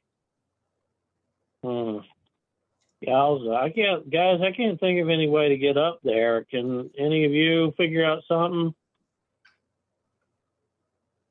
Not unless we had a flying animal to ride on, which is not likely. Flying, you say? Flying, I say. Yes. Yeah, no. So Zophan will pull out. I didn't add it to my equipment, which is why I didn't think of this. I had it in my notes, but not in my equipment. He pulls out a small brass copper statue of a pixie that is stuck in a laughing pose, and it has wings on it, and he rubs the wings, and the wings and the stomach are iridescent, and as he rubs the wings, Zophan starts to levitate. So For 2 rounds. So better hurry. Yeah. I would say you could probably formulate a plan before you do that. Yeah. I was thinking the same too. Yeah, that was my bad. But that's what he would do. Once we've come up with a plan. Okay. So I assume, Zophan, you're going to fill us into the once per day random time aspect of your little toy there, yeah? It is once per day, I think. And it lets you invisibility and flight. So it lets you fly for a short amount of time, 1d6 rounds. I mean, you could probably make it to one of the ledges in even a short time, but you're going to have to get really lucky to get up to that hook if that's what you're going for. Well, I think if we could get to the ledge, that would be good enough. Like, the hook would just be, like, the hook is there. Like, there's not a specific reason to go to the hook. It's the ledges that we're interested in, at least to unseat the zombies. Okay. Okay, that makes sense. And you can probably safe to get there, but how do the rest of us get there? If that's what we intend. We have enough rope. Did you take down the rope? We use most of our rope to get down here. Did you take the rope back? Oh, that's true. I do have 50 feet of rope we can use still. That I had in I would reserve. assume you would have gotten some of the rope because Zophan can climb pretty well, so it wouldn't have been that difficult for you to get the rope back if you really wanted to, because you can climb sheer surfaces. Right. Okay. I mean, yeah, I would have suggested it anyway because you don't leave resources behind if you can help it. So, So the short answer is we do have enough rope, but how would the rest of us safely get across the acid there? I mean, you can get across there on flight, probably, maybe if you're lucky, even within one round. But Is there any know, rocks? Is there any rocks or anything in the area that we could maybe fashion it or tie it to? oh, tie it right. Get over, tie it to the tower, tie it to And a then we rock. just shimmy across the rope as he has it tied off on the other end. Yeah. There's like stalagmite sticking out of the ground. Yeah, you could probably tie it to one of those. Is it solid? All right. That's my next question. I Uh, want to make sure it's not going to break apart on us. yeah, it's fairly solid. Yeah. Okay. I would say if we're going to do this, we do this one person at a time. Because I don't want any of this, anything breaking, like especially that rope, and then we fall into the acid and we die. Yeah. Well, the other thing we can do is like tie a rope end around his belt. And so when he flies over, we've already got a rope between 2 points, and all we have to do is tie it off. Because otherwise we're going to be trying to throw shit back and forth, and it'll be harder to do. Right. No, that's exactly what I was thinking. I agree. I think that I would bring the rope up, tie it off, and then you just take your end and tie it off. And then, Sort of. Obviously, that one person came from somewhere, so there is an entrance to that tower or a door somewhere. Yeah. So. Yeah. And the other thing we would do is like make sure that the rope that we're shimmying through is threaded through our belt. So if we accidentally, if our hands slip, it catches us by the belt instead of, instead of finding out exactly how many dice that acid rolls. Too many for my life to account for. Guarantee you. Okay, so I mean, putting it all together, it sounds like we got a plan. We tie a rope to Zophan. He flies over and secures it on his side. We secure it on our side. We make sure to feed the rope through our belts as we go over so that, even if we slip once or twice, we don't take a high dive into the acid and we can get there. Make sense, guys? Sounds good to me. All right, so you're going to tie it to one of the stalagmites? Correct. That way we don't have to rely on one of us to hold it while the other guy's shimmying across. And then, oh, whoops, I lost my grip. On that flight roll, you're going to need a 2. A 1 is going to get you that you'll probably need to make a check to get to the ledge. All right. I rolled a 2 when I initially did I it. mean, if you want to, yeah, that's fine. If you want to roll with that 2, that's fine. That'll be just enough. So is it the lower ledge or the upper ledge? Well, I go to the one that is the that I can make to. So could I make it to the upper ledge? Yeah. I think I would go to the upper. Wait, which one is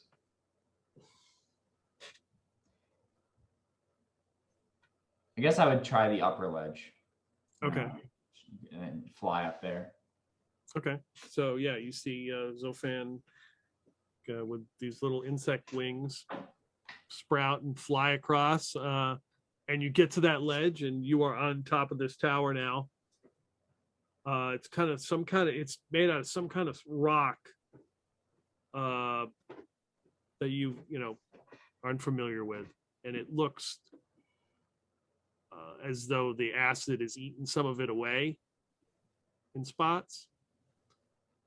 These zombies are peppered with rocks and holes and arrows, and they look like a pincushion. And they are just set in place.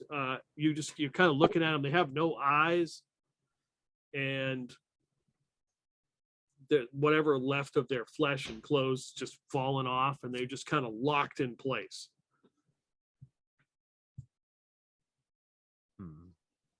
So I'm going to try to look for something that I can affix the rope to tie it off.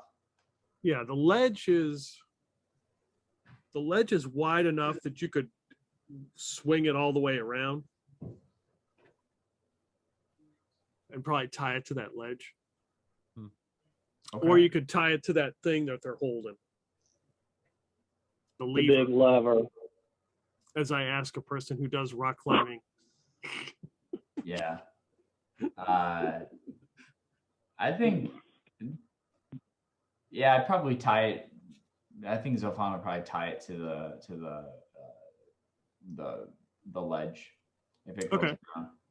And after the knots, the knot is fast, and he tests it. He'll give a couple yanks on the tug it to kind of try to get it's to let them know that, hey, this is tight.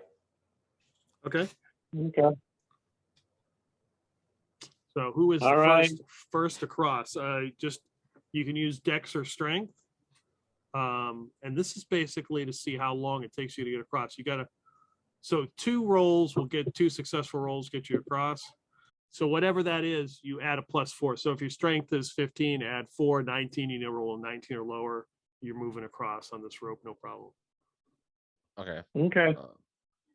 Teal, if you want to go first, or shall I? I guess I'll go first. But add 4 to my dex if I'm using that. Okay. Oh, yeah, so what's your dex? 12. So it's a 16. You want to roll 16 or lower. Okay, 15. That's good. Okay. All right. You're moving along there. No issues. And 14. You move along, no issues. I'm gonna make a roll. Oh, I did roll a 6. Okay. So as you're moving across, Zophan, you hear this noise. It sounds like rocks moving, like grinding or some noise. And stepping out from the side, which you realize was a secret door, some kind of creature. It's got like a reptilian head in rags, and it just kind of it's looking around. Its fingers look like crocodile or some sort of alligator fingers. It looks hideous. That's when we roll initiative. Okay. Do that. Let's roll some initiative. Oh man, I'm rolling hot. 6. See if I can get a 6. I did. That's a 7. Okay, you're up first. He doesn't notice you right now. Zophan's gonna pull out. So how far away from him is he? He is like 10 feet away. He's like he appeared out of some secret door that was there. So Zophan's going to pull out his kunai Mm-hmm. and like swing it and then throw it at him. Okay. Oh man, that was awful. That was a nat 1. Natural 1. Yeah. Oh no. Roll a D100. Yeah. Whatever you do, don't hit that rope. That's a 27. Okay. Looks bad. You only embarrass yourself. So if anybody saw it, they just shake their head. Was there some something with Chi High where there was like a penalty if you? Yeah, no, there's a luck roll. Chi High gets lucky is once a day. Remember? I'm gonna use that luck roll. That's probably a good idea. I mean, it still fails. It's a 6. It's not Alright. a critical fail. Okay, so we got Pilaf and Humphrey. You see this creature come out as Zophan attempts to attack it. You guys. So Pilaf, you have just gotten yourself across. You are just like on the ledge with the rope around your belt. Yeah, I'm just gonna finish climbing and getting up onto the ledge so I Okay. can desecure the rope from my belt, and then I'm gonna retie it for Humphrey. Okay. I'm gonna ignore everything that's going on over there, at least for the moment. This is important. Probably the same decision there, yeah. So Humphrey has, just thinking out loud here, guys, Humphrey has to decide whether he wants to be, play the hero and try to tie himself in and rush over, or, let somebody else solve it while he can still get away. And there I have to play my alignment. Sorry, guys, chaotic. Good luck. I wouldn't actually yell if it looked like the reptile was still unaware of Zophan. But yeah, I'm not going to try to shimmy down a rope over acid in the middle of combat. Sorry, guys, chaotic it is. Okay. So it is his role. So what is he gonna do? He's gonna shake our hand Yeah. and be like, "Hey, good job making it up here," right? No. Okay, I tried. Yeah, I mean, so he sees Zophan and he lowers his shoulder and goes to knock you off. Not with a 7. Yeah. Zophan, you just scoot right out of the way. Initiative rolls. I rolled a 2. I might as well roll this one, huh? I rolled a 3. You're up first.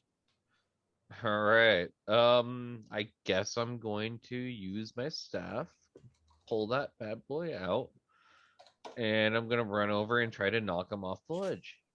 All right. With 18. Yeah, that's a hit. Oh man, I should have looked up my damage before I did this. I'm sorry, guys. Staff is either 6 or 4. Let me look. D4. D4. Not like okay. I've got staff, so yeah, Okay. sorry, D4. Okay. But are you trying to do damage or are you trying to pitch him off? I'm trying to hit him off, basically, like slap him in the head and just knock him off. Okay, yeah. balance. Give me a damage roll. 3. Okay. 3. Okay, we'll add that. So we'll give him a roll to see. 9. You hit him, and he like balances on one leg, like on the side of the ledge, and catches himself. Quick, get him. And Zophan's gonna press the attack Okay. while he's off balance. Yep. That's a 17. Yeah, that's a hit. That's 7 damage. Yeah, you can describe how horribly he dies. So, seeing Pilaf knock him off balance a little bit, Zophan swings with Chi Hai, and it pierces right through his throat, and he pulls it down and he pulls it out, and he crumples to the ground and falls off the side into the acid. Yep. All right. You hit it. All right. Now I'll hook myself in and start scooting along. All right. Fair enough. Speaking of which, when he's shimmying across, I'm gonna take a look at that door the guy came through. Or if I didn't see it or not. Give me a D6 roll. You and Zophan can do that if you want. Oh, both of us? Yeah, yeah. Sorry. I got a 5. That's what I rolled too. Okay. No, I mean it's obviously somewhere around here, but it's well hidden.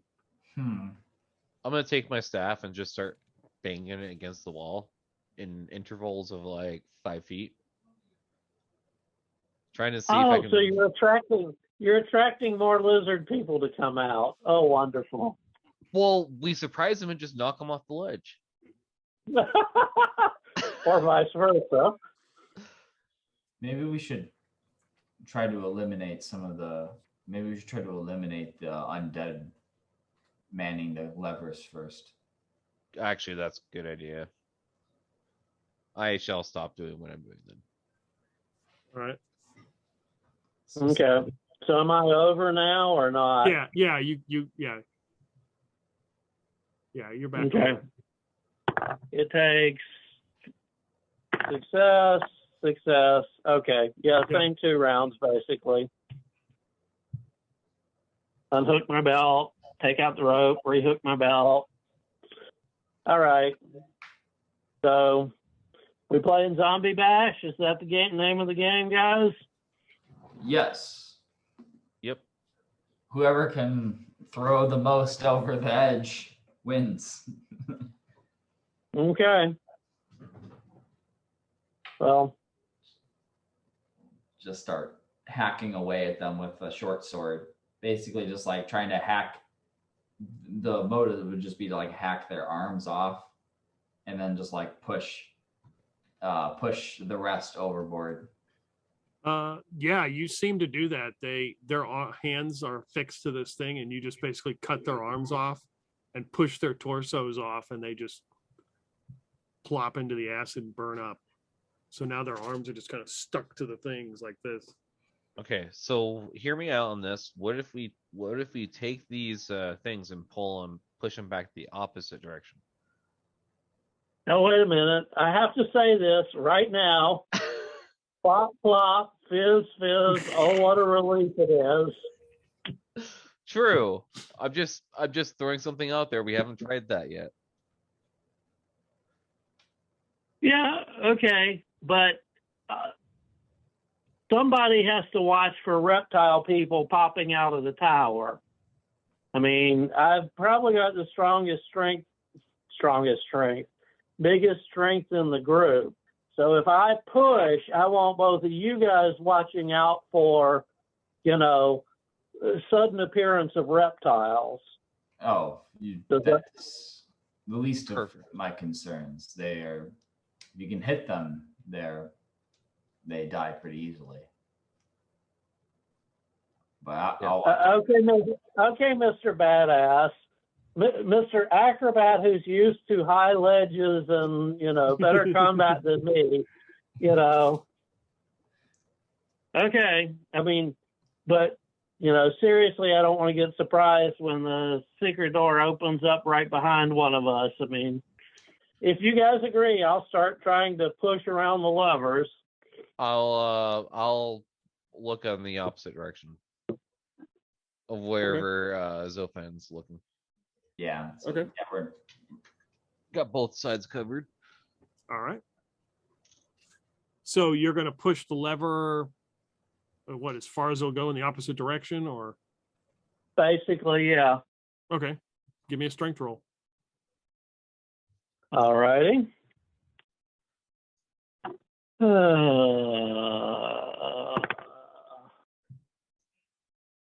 Exact. 15 out of 15. Okay, yeah, you push it, you hear like this gears grinding, Okay. and the arm just kind of moves, it jerks, and then settles in. Okay. Settles in. I mean, it jerks and kind of settles and then stops. And I guess I'll try to push it again. I mean, it worked. Okay. Nope, failure. 17 out of 15. It seems stuck. Guys, I think this thing is stuck. Well, what if? So we have to figure out a way to get from this floor to the floor below us, so we can maybe push them both at the same time in the opposite direction. Just a theory. Seems worth trying. We haven't gone down to the first floor yet. How would we go about doing that? Is there like a staircase or a ladder that goes down to the first ledge? Mm-mm. So grapple hook and rope. It is. You can make a roll, Well, Zophan, climb sheer surfaces. Okay.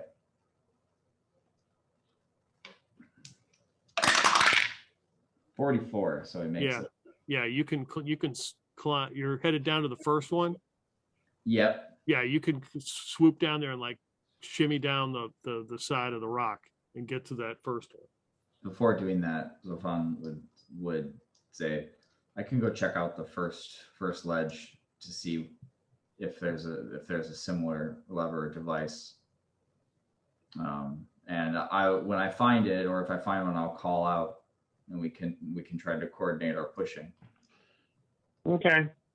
Didn't both ledges have zombies on them, though, when we saw it from afar? Yeah, I think so. Yeah. yeah. There's two zombies on this ledge. If you're gonna do the same thing to them and hack them to pieces. Yeah.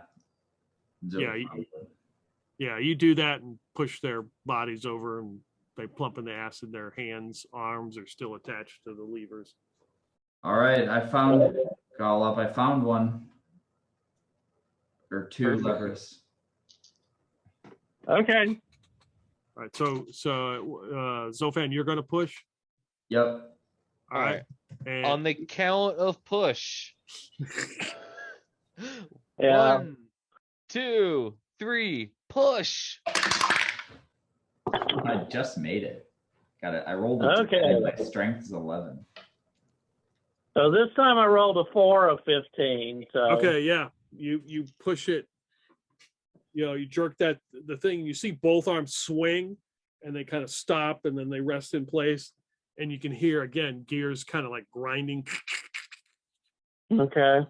Nothing significant happening with the statue. Nothing out of the ordinary that we haven't already seen. Nope. Well, that did something. They moved. It's just nothing's happening. So how many total levers are there? 4. So Where's we the other can't ones at? possibly we can't man them all. If we had one other person, we would be able to do it. Lana. Lana.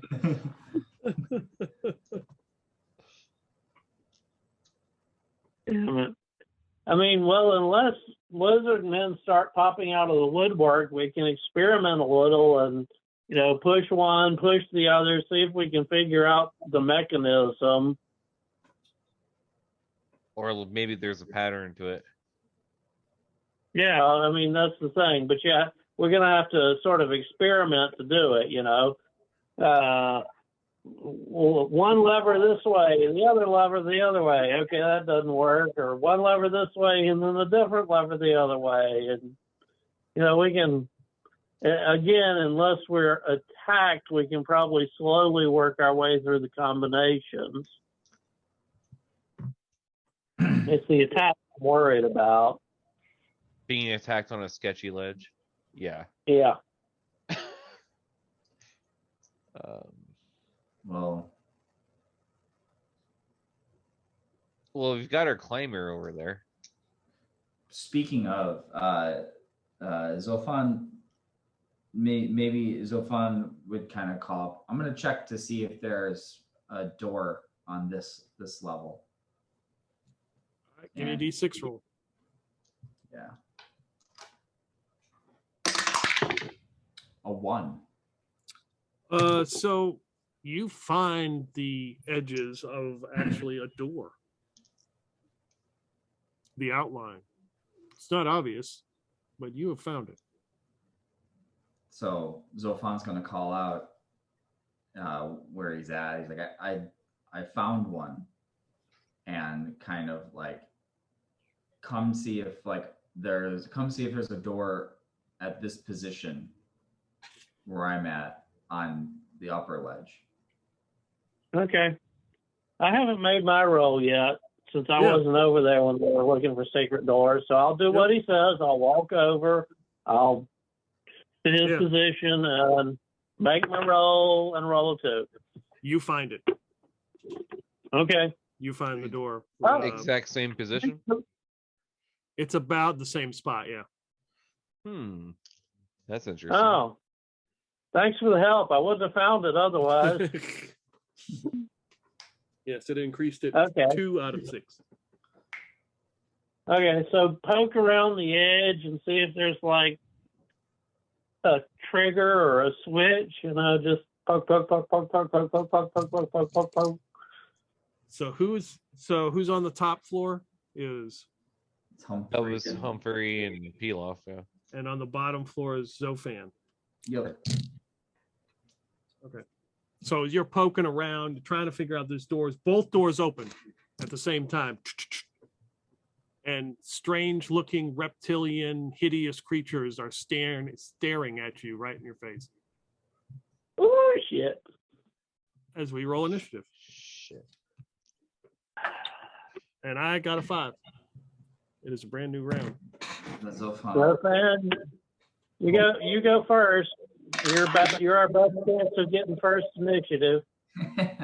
It's still go. It's still a 7. Damn. I rolled really well on the 6-sided die for initiative today. You guys are up first. I guess I'll try to. Don't have many options here. I'll try to whack him with my staff. So 8 plus 1 for strength is 9. Does that hit? Nope. Pilaf or Zophan. You can go Pilaf. Okay. I'm gonna behind him. Is there like a set of stairs or anything that I can? It's hard to see what is actually behind him because it's dark. I'm gonna try to trip him with my staff. Okay. I'm guessing a 19 will hit. Yeah. I'm gonna give him a roll. He's gonna get, and that's 4 points of damage as you club him. Okay, so you're like, all right. I'm just going full ham on his legs, just. We'll see if he falls down. Hey, so Zophan. So Zophan is going to. This door opens up, and there are these lizard men. He's going to turn around and run and run away. Okay. Around. Yep. And then as he's running, he's going to pull out the copper willy. And he's going to rub the stomach. Yep. to invoke the invisibility aspect. Of it. Okay. And, Oh, slick. and he's invisible for 1 round. So I'll make the most of it. Humphrey right there, but he just got clubbed in the foot, in the shin, a wicked hit to the shin from Pilaf. I'm going to give him a roll to see if he falls over. 16. I'm Yeah. wearing leather, so I'm pretty sure that hits. No, that's his dex roll. Oh, I gave him a dex roll. So he interesting. pretty much just he as he comes out, he gets hit and kind of falls over.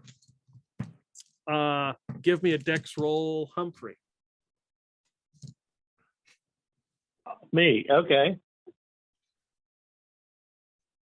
You realize this is a character with 4 decks. Yes, yeah, I did.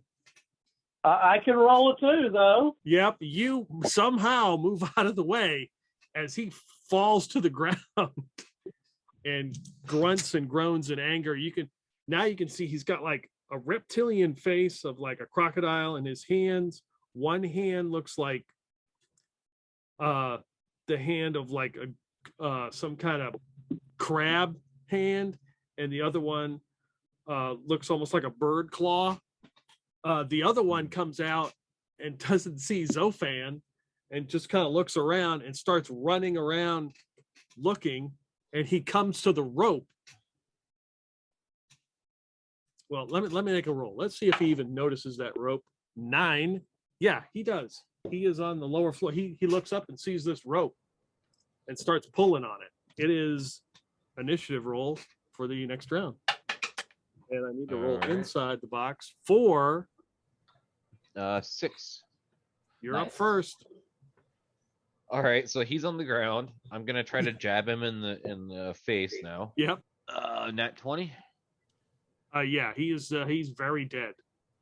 Good. my whole purpose was just trying to jab him right in the mouth and just make it exit the other side of his head. Yep. Yeah, he seemed kind of squishy.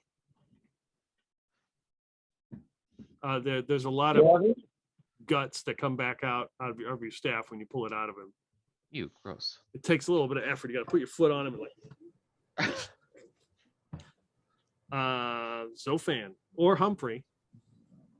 Does invisibility make? I don't remember. Does it make the weapons? And does it make You are everything is invisible, so you attack. You get a bonus to attack Okay. because they don't even know you're there. So Zophan's gonna pull out Chihai and attack the one that's tugging at the rope. Yep. So is all right. That's 8. Okay, you would get a +4, but that still doesn't get him. Yeah, so he throws Chihai wide. Yep. Reels it back. All right. Humphrey. Okay. All righty. Crap. Not much I can do to help you guys. Sorry. Wait a minute. No. Well, you know, what the hey.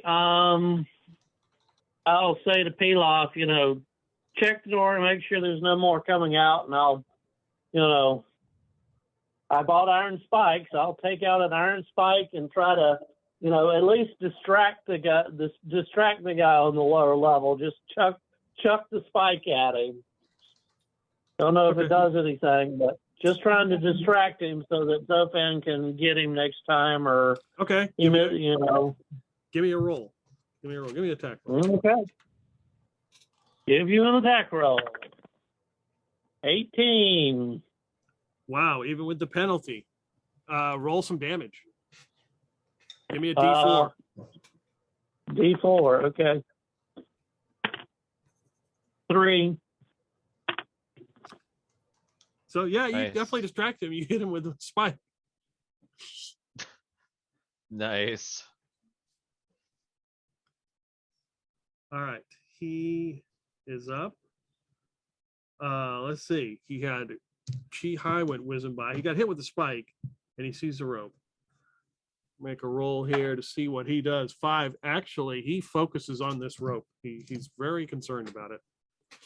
Doesn't like the fact that it's here. He's going to go up and try to cut it with his meaty claw. I don't know how many HP a rope has. But I'm gonna roll a D4. 2. So he's cutting it. He hasn't cut it all the way. He's basically one more turn, he'll have that rope cut.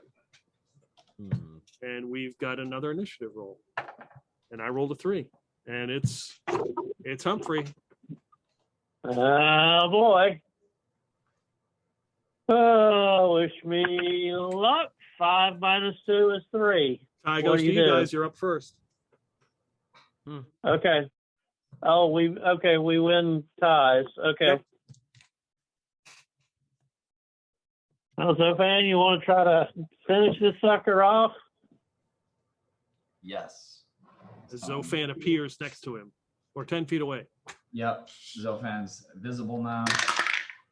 That's a 14. That's a hit.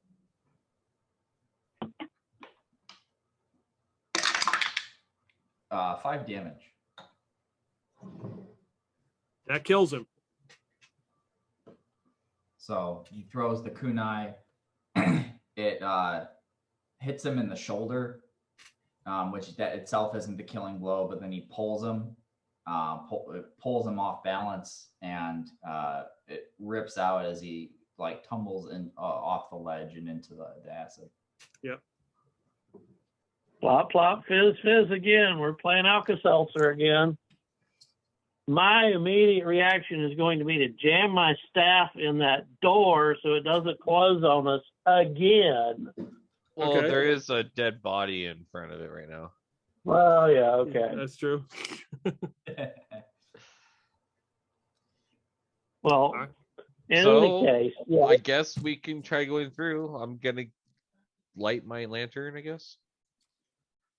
Okay. Yeah, you go as you walk in. It is like a dark cave, but there's it smells nasty in here. There's a very putrid smell. It smells like feces. Fantastic. Rotting food substances. As you're moving your lantern around, you look and you see that there's a bedroll that looks disgusting, and it's got bones in it, like somebody was laying in there. And up above you and to the sides, you can see all these different gears and stuff, and it goes all the way up into the tower. This huge series of gears and levers and whatnots. All right. First things first, I'm gonna go down and go meet up with Zophan. Okay. Yeah. You walk down, like there's some jagged steps, and you walk down, and you see Zophan is outside, and that bed is like really close to this to his door. It just smells like death and decay in here. Yeah, I'm gonna stick with Pilaf then if he's going down. Don't want to get separated in this place. Oh yeah, especially with these wandering around crocodile, crab, bird people. So Zophan will turn around and he sees Pilaf and Humphrey there. So we just got attacked. Same. They came down this way. Yep. Knocked off another one. Are you hurt? Absolutely not. No injuries. We got off lucky this time. This time. Yeah, really. All right. Didn't have to use the potion. So I think we should all. I know this is gonna sound weird and crazy. The smell in here is god awful. But if you look in here, there's multiple gears throughout the whole structure. Right, we're looking at the mechanism. Are there any other exits from the internal space that we can see? I don't want to get jumped by 10 of these things suddenly. No, like examining this place, you realize that these probably were the only occupants. And there's Okay. nothing below that first level. Okay. Looks like we got them all finally. Do we need to go and kill the rest of the zombies? Zophan already did that. I only saw 2 on the lower level, and they were short work. Pete, I mean, confirmed, but we got all the zombies. As far as we can tell, we got all the strange lizard whatever thingies, right? Yep. But there's 4. Okay. But you said that there's 4 devices, or there's 4 switches. Right? Yeah, there's 4 levers on the outside. Okay. And we were on the top level floor and the lower floor.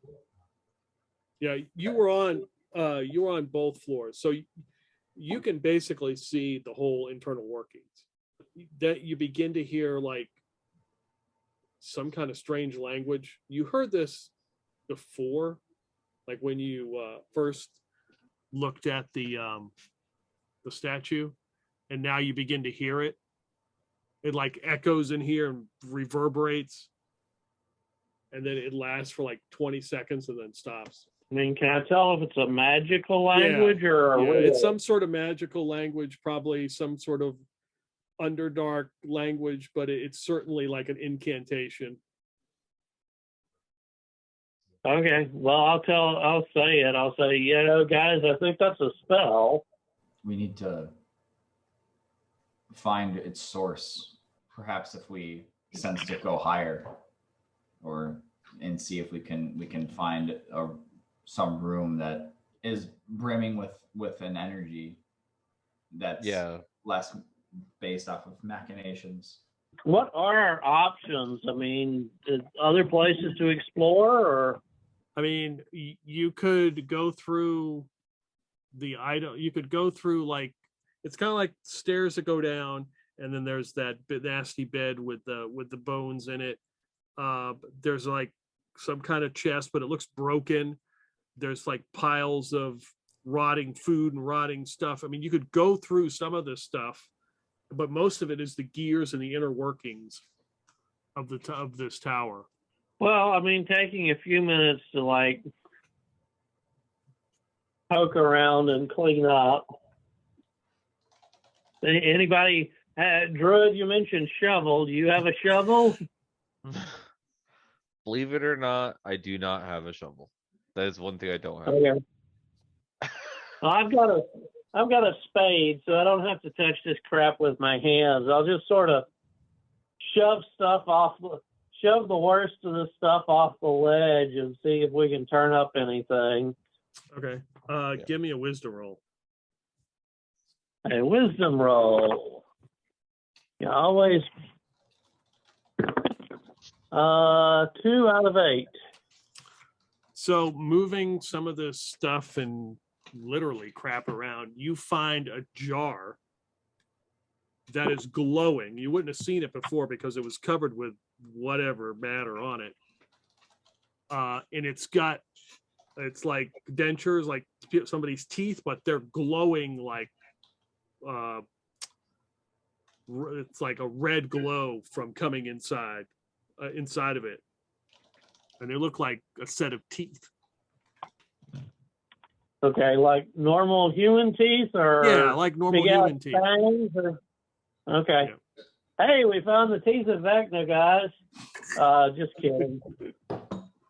All right, so I mean, I'm gonna keep pushing shit literally out the door and all over the ledge, and All right.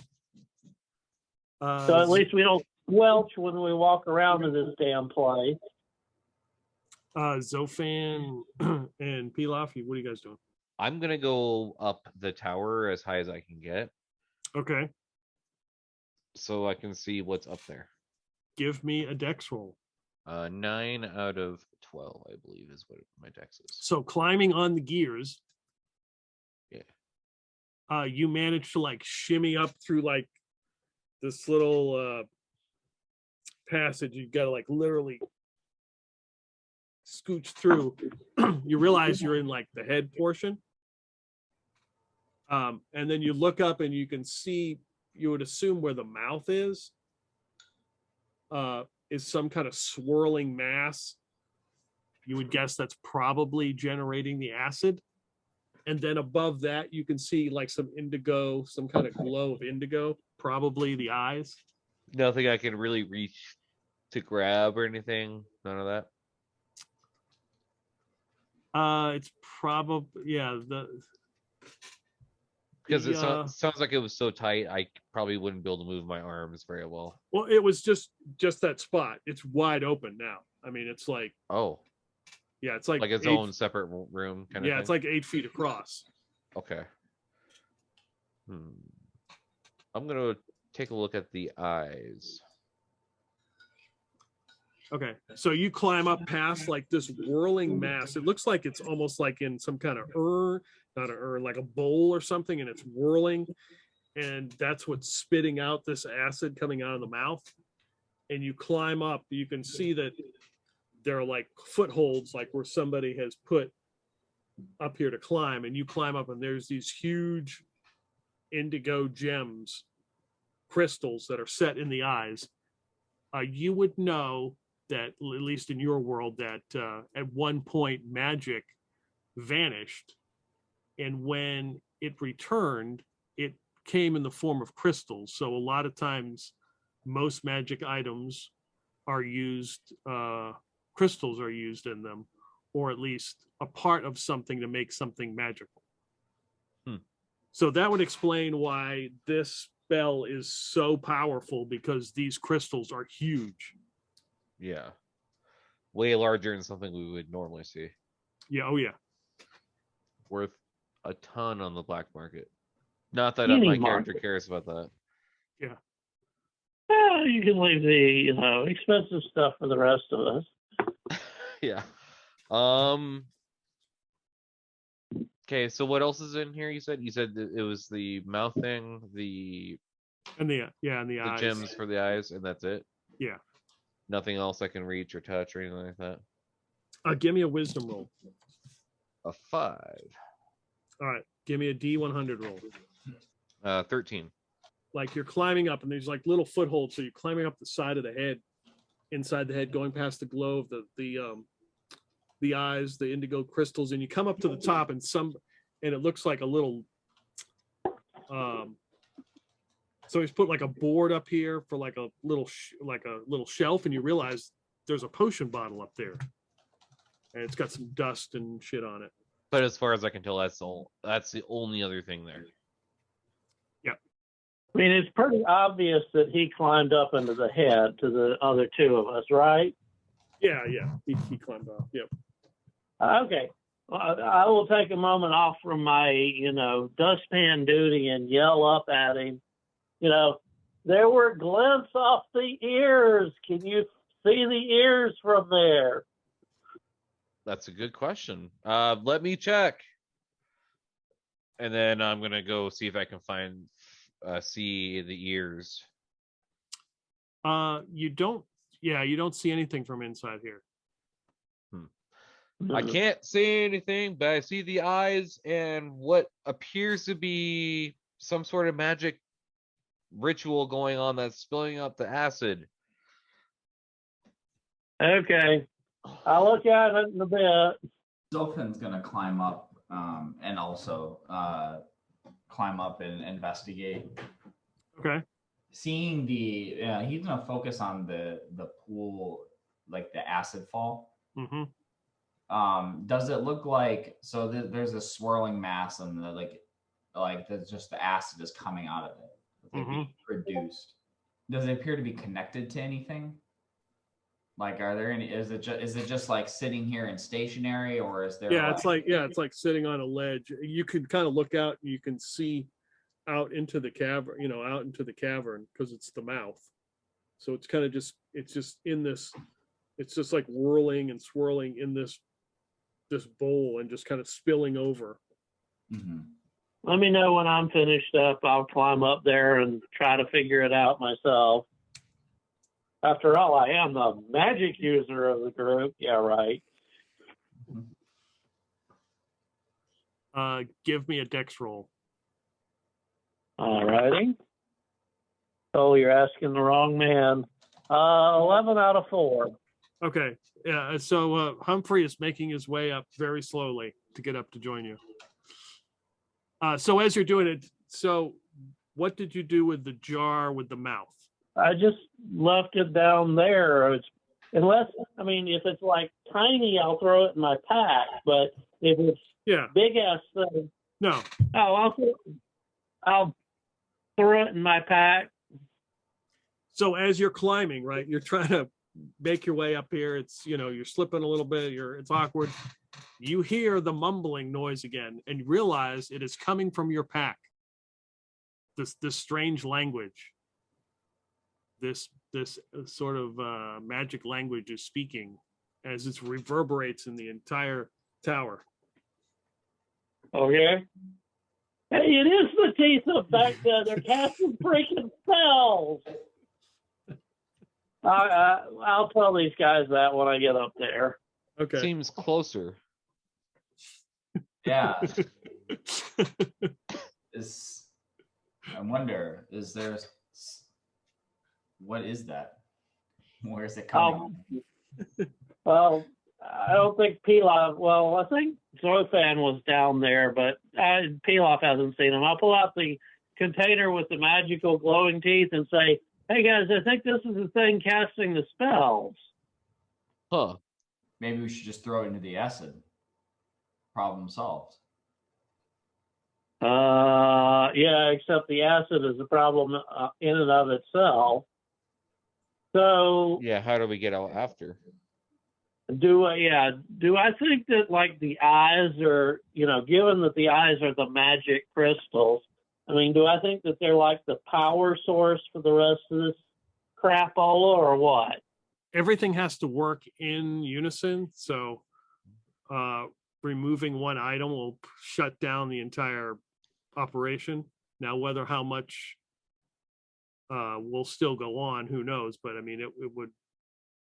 The spell needs the verbal and the semantic components to happen. Oh, holy crap! The teaser, I get it now. The teaser providing the verbal, the zombies turning the hands moving around are providing the semantic component. Oh, that's Pete. That's a weird idea, but neat, interesting. So can we pop like one of these eyes out from the inside? Or is there a way we can get out from here and go outside and pop it in? Yeah, I don't want to accidentally drop an extremely expensive magical component into the acid bath. But, remove, see if we not try it, but look at the surrounding stonework, etc., and see if there's a way to remove the eyes without losing them or taking an acid bath or et cetera, et cetera. That's a good idea. Zophan could most certainly climb up the side of it and get to the eyes. Yeah, he would. Okay. I would definitely explain to him how important something like this of a find is. So Zophan's not a magic user, so he likes magical items, but he doesn't necessarily understand how it works, other than like magic equals crystals. Okay. I think we just remove it from the setting, and that should do it. Yeah. That should do it. I will. While you're out there, take a look at those ears. See if you can see the ears, because I swear I saw glints off the ears. I will take a look and report back. Yeah, they are like huge gold, like stones, like earrings, the size of like a softball. Ooh, do you smell money? I smell money. Can we get that money? First, he's gonna try to like go to the eyes and get the see if he can like get the eyes out of their sockets. Okay, what are you using to do that? Get Silas's crowbar?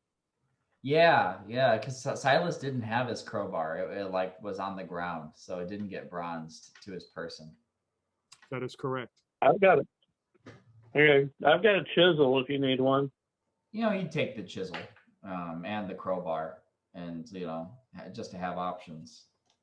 So you're up here, you're climbed up here, like got 1 foot on the nose. So give me a strength or dex roll. I'll give you a +4 because you've got the crowbar. All right. Well, with dex, like I basically can only roll 1 out of 20. Yeah, so I made it. Okay, so yeah, you're maneuvering it. You feel like you get this thing out. You obviously, unfortunately, you see it like there are all these weird like spider cracks in it, and it's really dark around it. The indigo is in the middle, but it's really black around the outside. You can see a lot better from here. How big are these? Are they like It's huge. Huge? Okay. Yeah, it's probably like 4 by 3 feet wide, 4. It's kind of like, Yeah. it's a huge piece. So if we cut it down, it's going to be worth a lot. So Sounds like it's either fading or near broken anyway. I mean, obviously, we wouldn't know that yet unless you're providing commentary, but whatever. yeah, I mean, he would say this looks, it's cracked.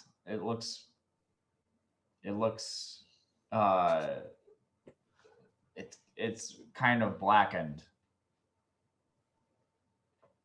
Zophan's gonna look down. Is the ledge, or at least the top ledge, underneath where he's at? Yeah, it's kind of at an angle. Like you're out here and it's like down below you. It's kind of like this, as opposed to like that. Gotcha. This is very large and heavy. Yeah, as much as I hate to say it, we want you back more than we want the gems. Let me knock one out. I can. Yeah, so maybe we can crack it from the inside, and that way, less chance of you falling off. I can try to jimmy it out and have it hit the ledge, and it looks like it's cracked. It could shatter, and I'm sure most of it will go over the edge, but there might be a few pieces that get caught on the ledge. Okay. Whatever you do, stay safe, or let us know what we can do. So yeah, I guess I would try that to see if I could just like jimmy it out and then like just let it tumble down. Okay. And see if you can like have it land on the ledge. Give me another roll. That's a 9. That's a success. Okay. So this. So you pull it and it just it pops right out. A couple pieces of it break off, but it's mostly intact. Give me a D6 roll. 4. Okay.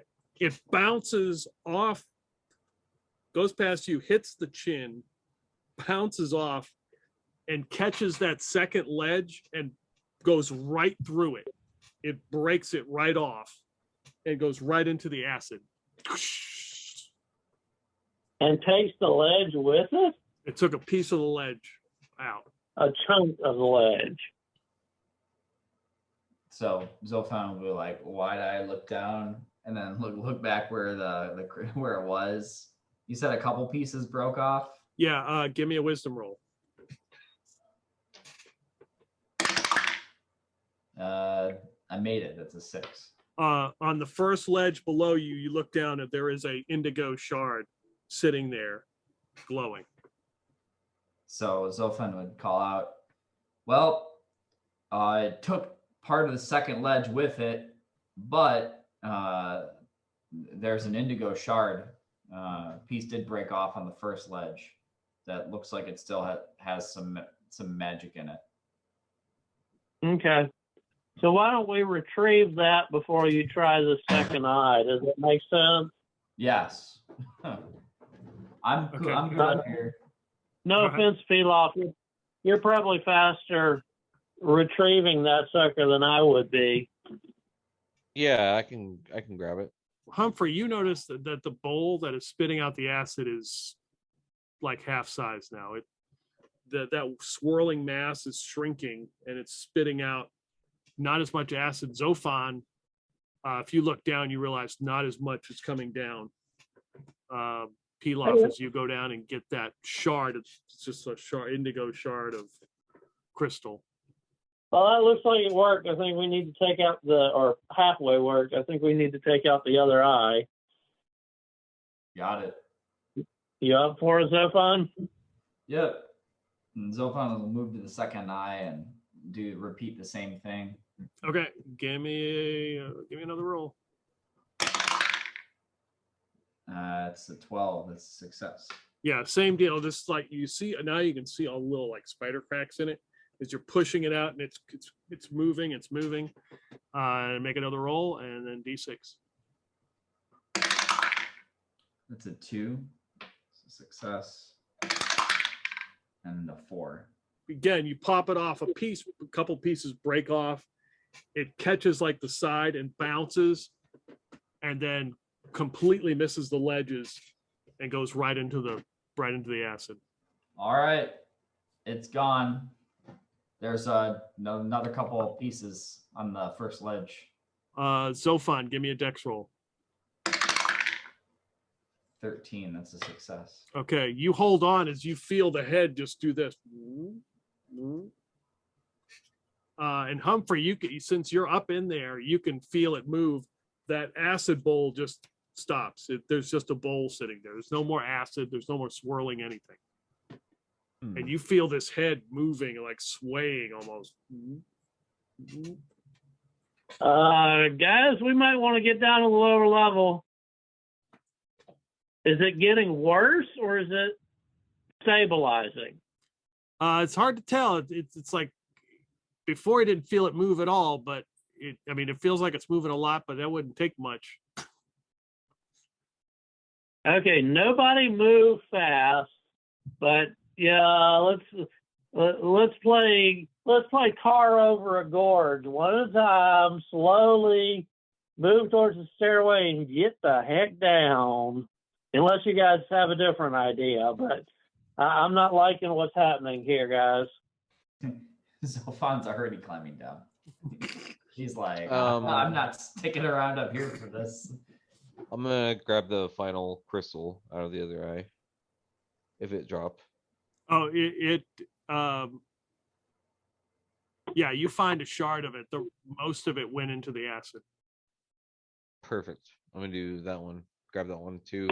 Okay, are you guys on the very first move down to the very first level? Mm-hmm. Yeah. Okay. You can hear like the gears like grinding inside the chamber. The mouth again goes off. You can hear this droning noise coming from Humphrey's backpack. And the head, you look up and you can see the head just swaying like. Yeah, that's not looking so hot. Probably should get off of this this statue. Well, let's see if our rope is still intact. I think it is. It was half sawn through. You go to get the rope. It is not there.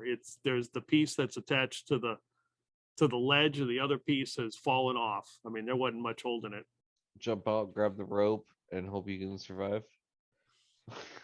No, I don't like that idea either. It's funny, but no. Get out of the center of this tower, so just exit. Closest exit we can find. Yeah, that's what I want to do. Yeah. Okay, you got 6 rounds, basically, before you would surmise this head is going to just come right off the top of this tower. Okay, do we think the tower's going to still stand after that or not? You know, swan dive into acid or stick around and see if the rest of the tower survives.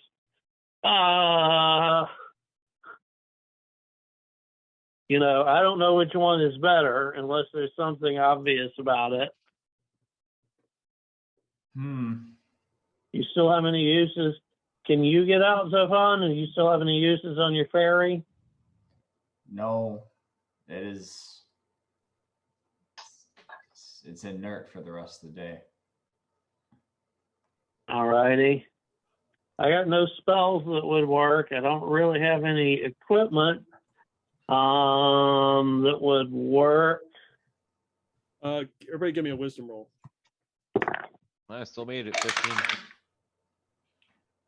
I also made it 8. 2 out of 8, so made it. All of you look down, you notice that pool of acid is slowly shrinking as the water is overtaking it. Now, whether it will shrink far enough before that head comes off. So I sit down on one of the ledges and wait. Does it, like how fast is it shrinking? Is it like gradual? I mean, so it's enough that you guys look down and noticed. Okay. Okay, so is the head like going all over the place? No, or it's like teetering back and forth. Okay, so it might fall that way, it might fall that way. So Yeah. the safe directions are perpendicular to the way the head falls. Yes, and also not on. We should not get on the platform on the platforms. As we saw. Why do you say that? It might take it out on the way down. Right. The gem took a chunk out just by falling. I imagine that will do more damage. Yeah. Possibly, yeah. So if we just sit in the doorway while the head falls, we should be okay. So you're advocating sticking around rather than jumping. Okay. I don't have a good way of deciding one way or the other. So I guess I'll agree with you. I mean, obviously we don't want to be outside when the damn thing falls because it might scrape us off on the way down. And we don't want to get into the water too quickly because there's still acid down there. Yeah. So yeah, I guess we get to see the disaster from up close and personal unless anybody wants to jump first. We can always jump afterwards. How far? Yep. How deep is it now? Like, how deep is the acid pool? It would probably be. I just mean length from the tower. Right. It would probably be. It'd be a 20-foot jump. Yeah, I don't know about you. I can't jump 20 feet though. Yeah, I'm trying to. Let's see. Let's look at the rules. Acrobats get a bonus. Funny that. Yep. Yeah, even you guys can't jump that far. I think we don't. I don't think we really have a choice. I mean, even acrobats can't jump that far. Of course, there is the idea of the arc, because you start moving and you'll move out a little further before you hit the water. But Well, that depends on how far it is to the water from the top. Right. Right. Platform. How far down is the water from the top platform, roughly? Okay, so the very top platform Yeah. is like 60 feet. Oh boy. Mm. Okay, That's so gonna hear me sting. out. Hear me out. What if we threw each other? Pull Lord of the Rings on this and just throw each other off the ledge? I'm not sure we'd get much farther. I mean, I'm thinking more with Zophan's idea of, stand in the doorway, not outside, not all the way inside, and dodge pieces. And then when it settles down, try to jump. And if it doesn't look like it's going to settle down, well then. I'm gonna wait until the acid is 10 feet out, and then I'm gonna jump. Well, the question is, does that happen before or after the head falls off? That's a really good question. I don't know. All right, so you guys are inside, like at the doorway, waiting for this thing to teeter, pick a side, which side it's going to go on. So finally, as it sways, you hear this horrible cracking noise, and you catch this thing coming down the side, and you hear a horrible crashing noise as you can feel the tower just shake, and a bunch of acid and stuff flies up into the air. You're not struck by it. This huge splash, and you can feel the tower shaking, and you see the cracks going up the walls, and you realize this thing is coming down. I'm gonna run and jump off the ledge. That's a dex roll. I'm gonna YOLO this. Unless you have something that you think can assist you. Just my good looks.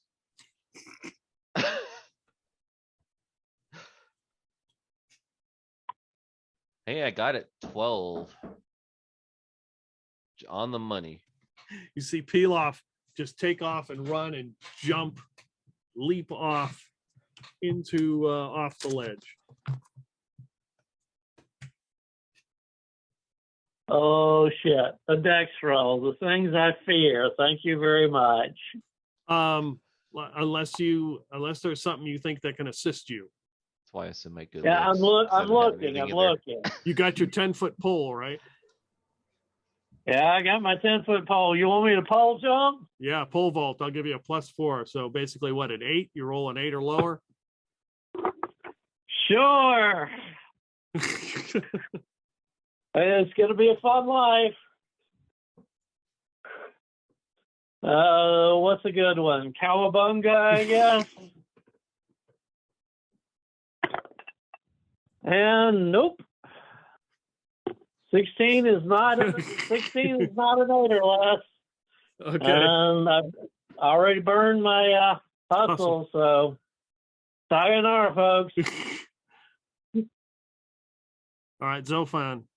Zophan sees both of them jump and sees what's going on, so he's gonna jump too. It's a dex roll, and he makes it. That's an 11. Okay. All right, for those who have made the roll, you take 1 point of acid damage as you have successfully jumped and landed into the water that's mostly water, except for Humphrey. We will roll to see how much damage he takes. He might live. There's a chance. There's a chance he could make it. Got a D4 here. 2. That's 0. You got 0 or negative in this system. He went out with a bang. Humphrey jumps. Does he catch his foot? He attempts to pole vault, and he does not make it past the acid and lands into the water. Zophan will see that and watch in horror, having yet another companion die. This is the third one. What are you, 3? You're 3 for 3, 3 outings, 3 deaths. Is that it? Well, 4 deaths counting Lana. All right. Mix of horror and sadness. All right. What's the term? I want to have a final word And the final word is Humphrey is going down, and you guys won't understand it because it's in the backstory you never heard. It's like, I will come back and get you, Clyde. and then he sings Under the Waves. The backstory is, his misfortune is forgotten. And so what I said was that he was the younger brother, and his older brother Clyde was everybody's favorite and always got all the attention, and nobody bothered to ever praise Humphrey. And so his whole thing was go out in the world, get powerful, come back and smack Clyde around and take back his respect. Oh well. Is your other character named Clyde? No. Okay. I considered it, but it didn't roll out that way. The other characters, there's a druid named Oglum. You guys swim over, since none of you were in armor, so you swim over to your raft as the tower collapses into nothing. And slowly that water just kind of overtakes everything.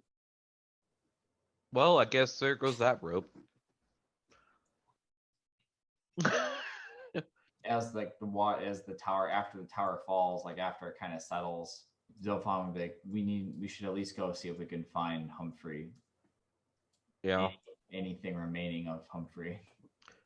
Yeah, I agree. In the finest traditions, loot the body. And I imagine there's lots of flotsam around. So seeing if anything like kind of picking through debris. So most of this shit is gonna sink.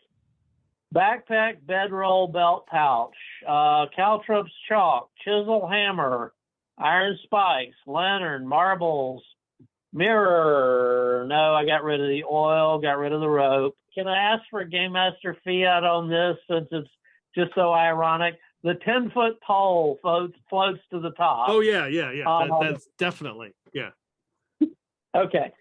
And then, let's see, spades, spades, stakes and mallet, tent, tinderbox, twine, water skin.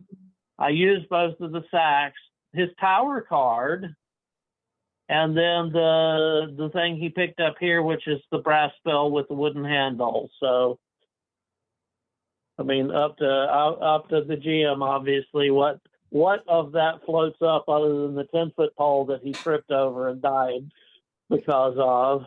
So you're searching through the stuff. A lot of it's hard to find in any of this debris. You guys start to head back with the raft because Ed is there, and he looks very relieved and actually a bit mournful because of you've come back with only 2 people instead of 3, as he says a small prayer for Humphrey, and he leads you back into the cove as the water level is just rising, and now you can see the water just splashing down as everything is reversed. So all this water is coming back down. Gilbert takes you on like a little ride as he is all excited now that the water is coming back and happy, and he takes you over to that dock and lets you guys off as you guys are exhausted. You walk up, and then you look over onto the shore, and you see that there's a few items that have washed ashore. Is a 10-foot pole, some kind of bell, and a jar with a teeth in it that's glowing, and you see the mouth begins to speak, saying some words, and then it stops. Hey, at least you got my magic items. That looks like That's true. Humphrey's 10. Yes, it does. And then reaching, then looking, as you're picking these items up, you pull out of the sand right here on the shore a acid damaged card, and on it is the death card. Also, my tower card changed to death. Cute. And that's probably a good stopping point as the next group of adventurers are making their way down the shaft to head to the accursed temple, as Gilbert will easily give you the lift there. And you can hand those items off to some strange druid character named Olgum. And maybe the Bessex brothers. Oh, that was fun. Good. That was an interesting concept for like a tower, like a tower that's a spell. Yeah, that was pretty unique, actually. I hadn't seen that trick before, and I've read a lot of them or seen a lot of them. So, Well, you stumped me pretty good. That's what I'll say. Well, I was just trying very to. much fun though. Yeah, I was just trying for something different. I had the idea, then I was drawing the picture. I was like, oh, that'd be cool. And I thought that you would think to fly over there right off the bat. I figured Dustin's going to just fly over there. And yeah, that's my bad. I forgot. So I have the PDF for me isn't a good place to store items. So I transferred them over to a different system for me to keep track of my items. So that was my bad. I forgot about the flight thing. Otherwise, I would have suggested that right away. So sorry about that, guys. well, I mean, it really didn't. It slowed us down, but I don't think it really changed the final outcome that much. No, So it just means that we got to the platform. It's just more like it take longer to get there. yeah. hey, But, Humphrey yeah. lasted longer than I thought he was going to. And Pete can vouch for me. The character sheet says "Born to Die" parentheses Humphrey, because I sent him the character sheet. But yeah, 4dex, 4con. That was just. And yeah, I lasted longer than I thought I would, and beat some things that I wasn't sure we were going to beat, but whatever. Yeah, It happens. that light spell is really effective. Especially in the the Underdark. whole I mean, if you think about it, the whole damn thing, Charm Person is a vicious bastard. If you get somebody stupid, you can keep them charmed for months. And they won't do, the thing it says is they won't do suicidal actions, but they will defend you. And so they'll join you in fights. And that was my plan. That was my plan if I had time, like in a city before the run. I would have just found some drunk and charmed him and made him a meat shield. That was my plan for survival. That's how Bill's character Ox got Furious George the Ape. He had the charm thing, and he charmed him. Furious George the Eighth? What the hell? Yeah, when they were fighting the apes from the Ape Empire, he charmed him to join their side. Yeah, so gotcha. He's got like a bodyguard named Furious George. So I had a plan, but oh well, plans fail, and 4dex, 4con, what the fuck you gonna do? Nathan, thanks for jumping in, man. I appreciate it. Yeah, thanks for inviting me. That was very much fun. Good. Glad you enjoyed it. Hope to see everybody back as we actually get to this temple. Yeah. Yeah, this Legend of the Hidden Temple I keep hearing about. It is actually based on a module that I have, so I get to mess around with that. Nice. Oh, awesome. Sounds good. All I right. hope you had fun, guys. Have a good one. Have a good night. Yep, it was good. Thanks. All right. Take care. Hey, good luck. All right. Yeah. You too, guys. All right. Good seeing you. See you, man. Goodbye. Yeah.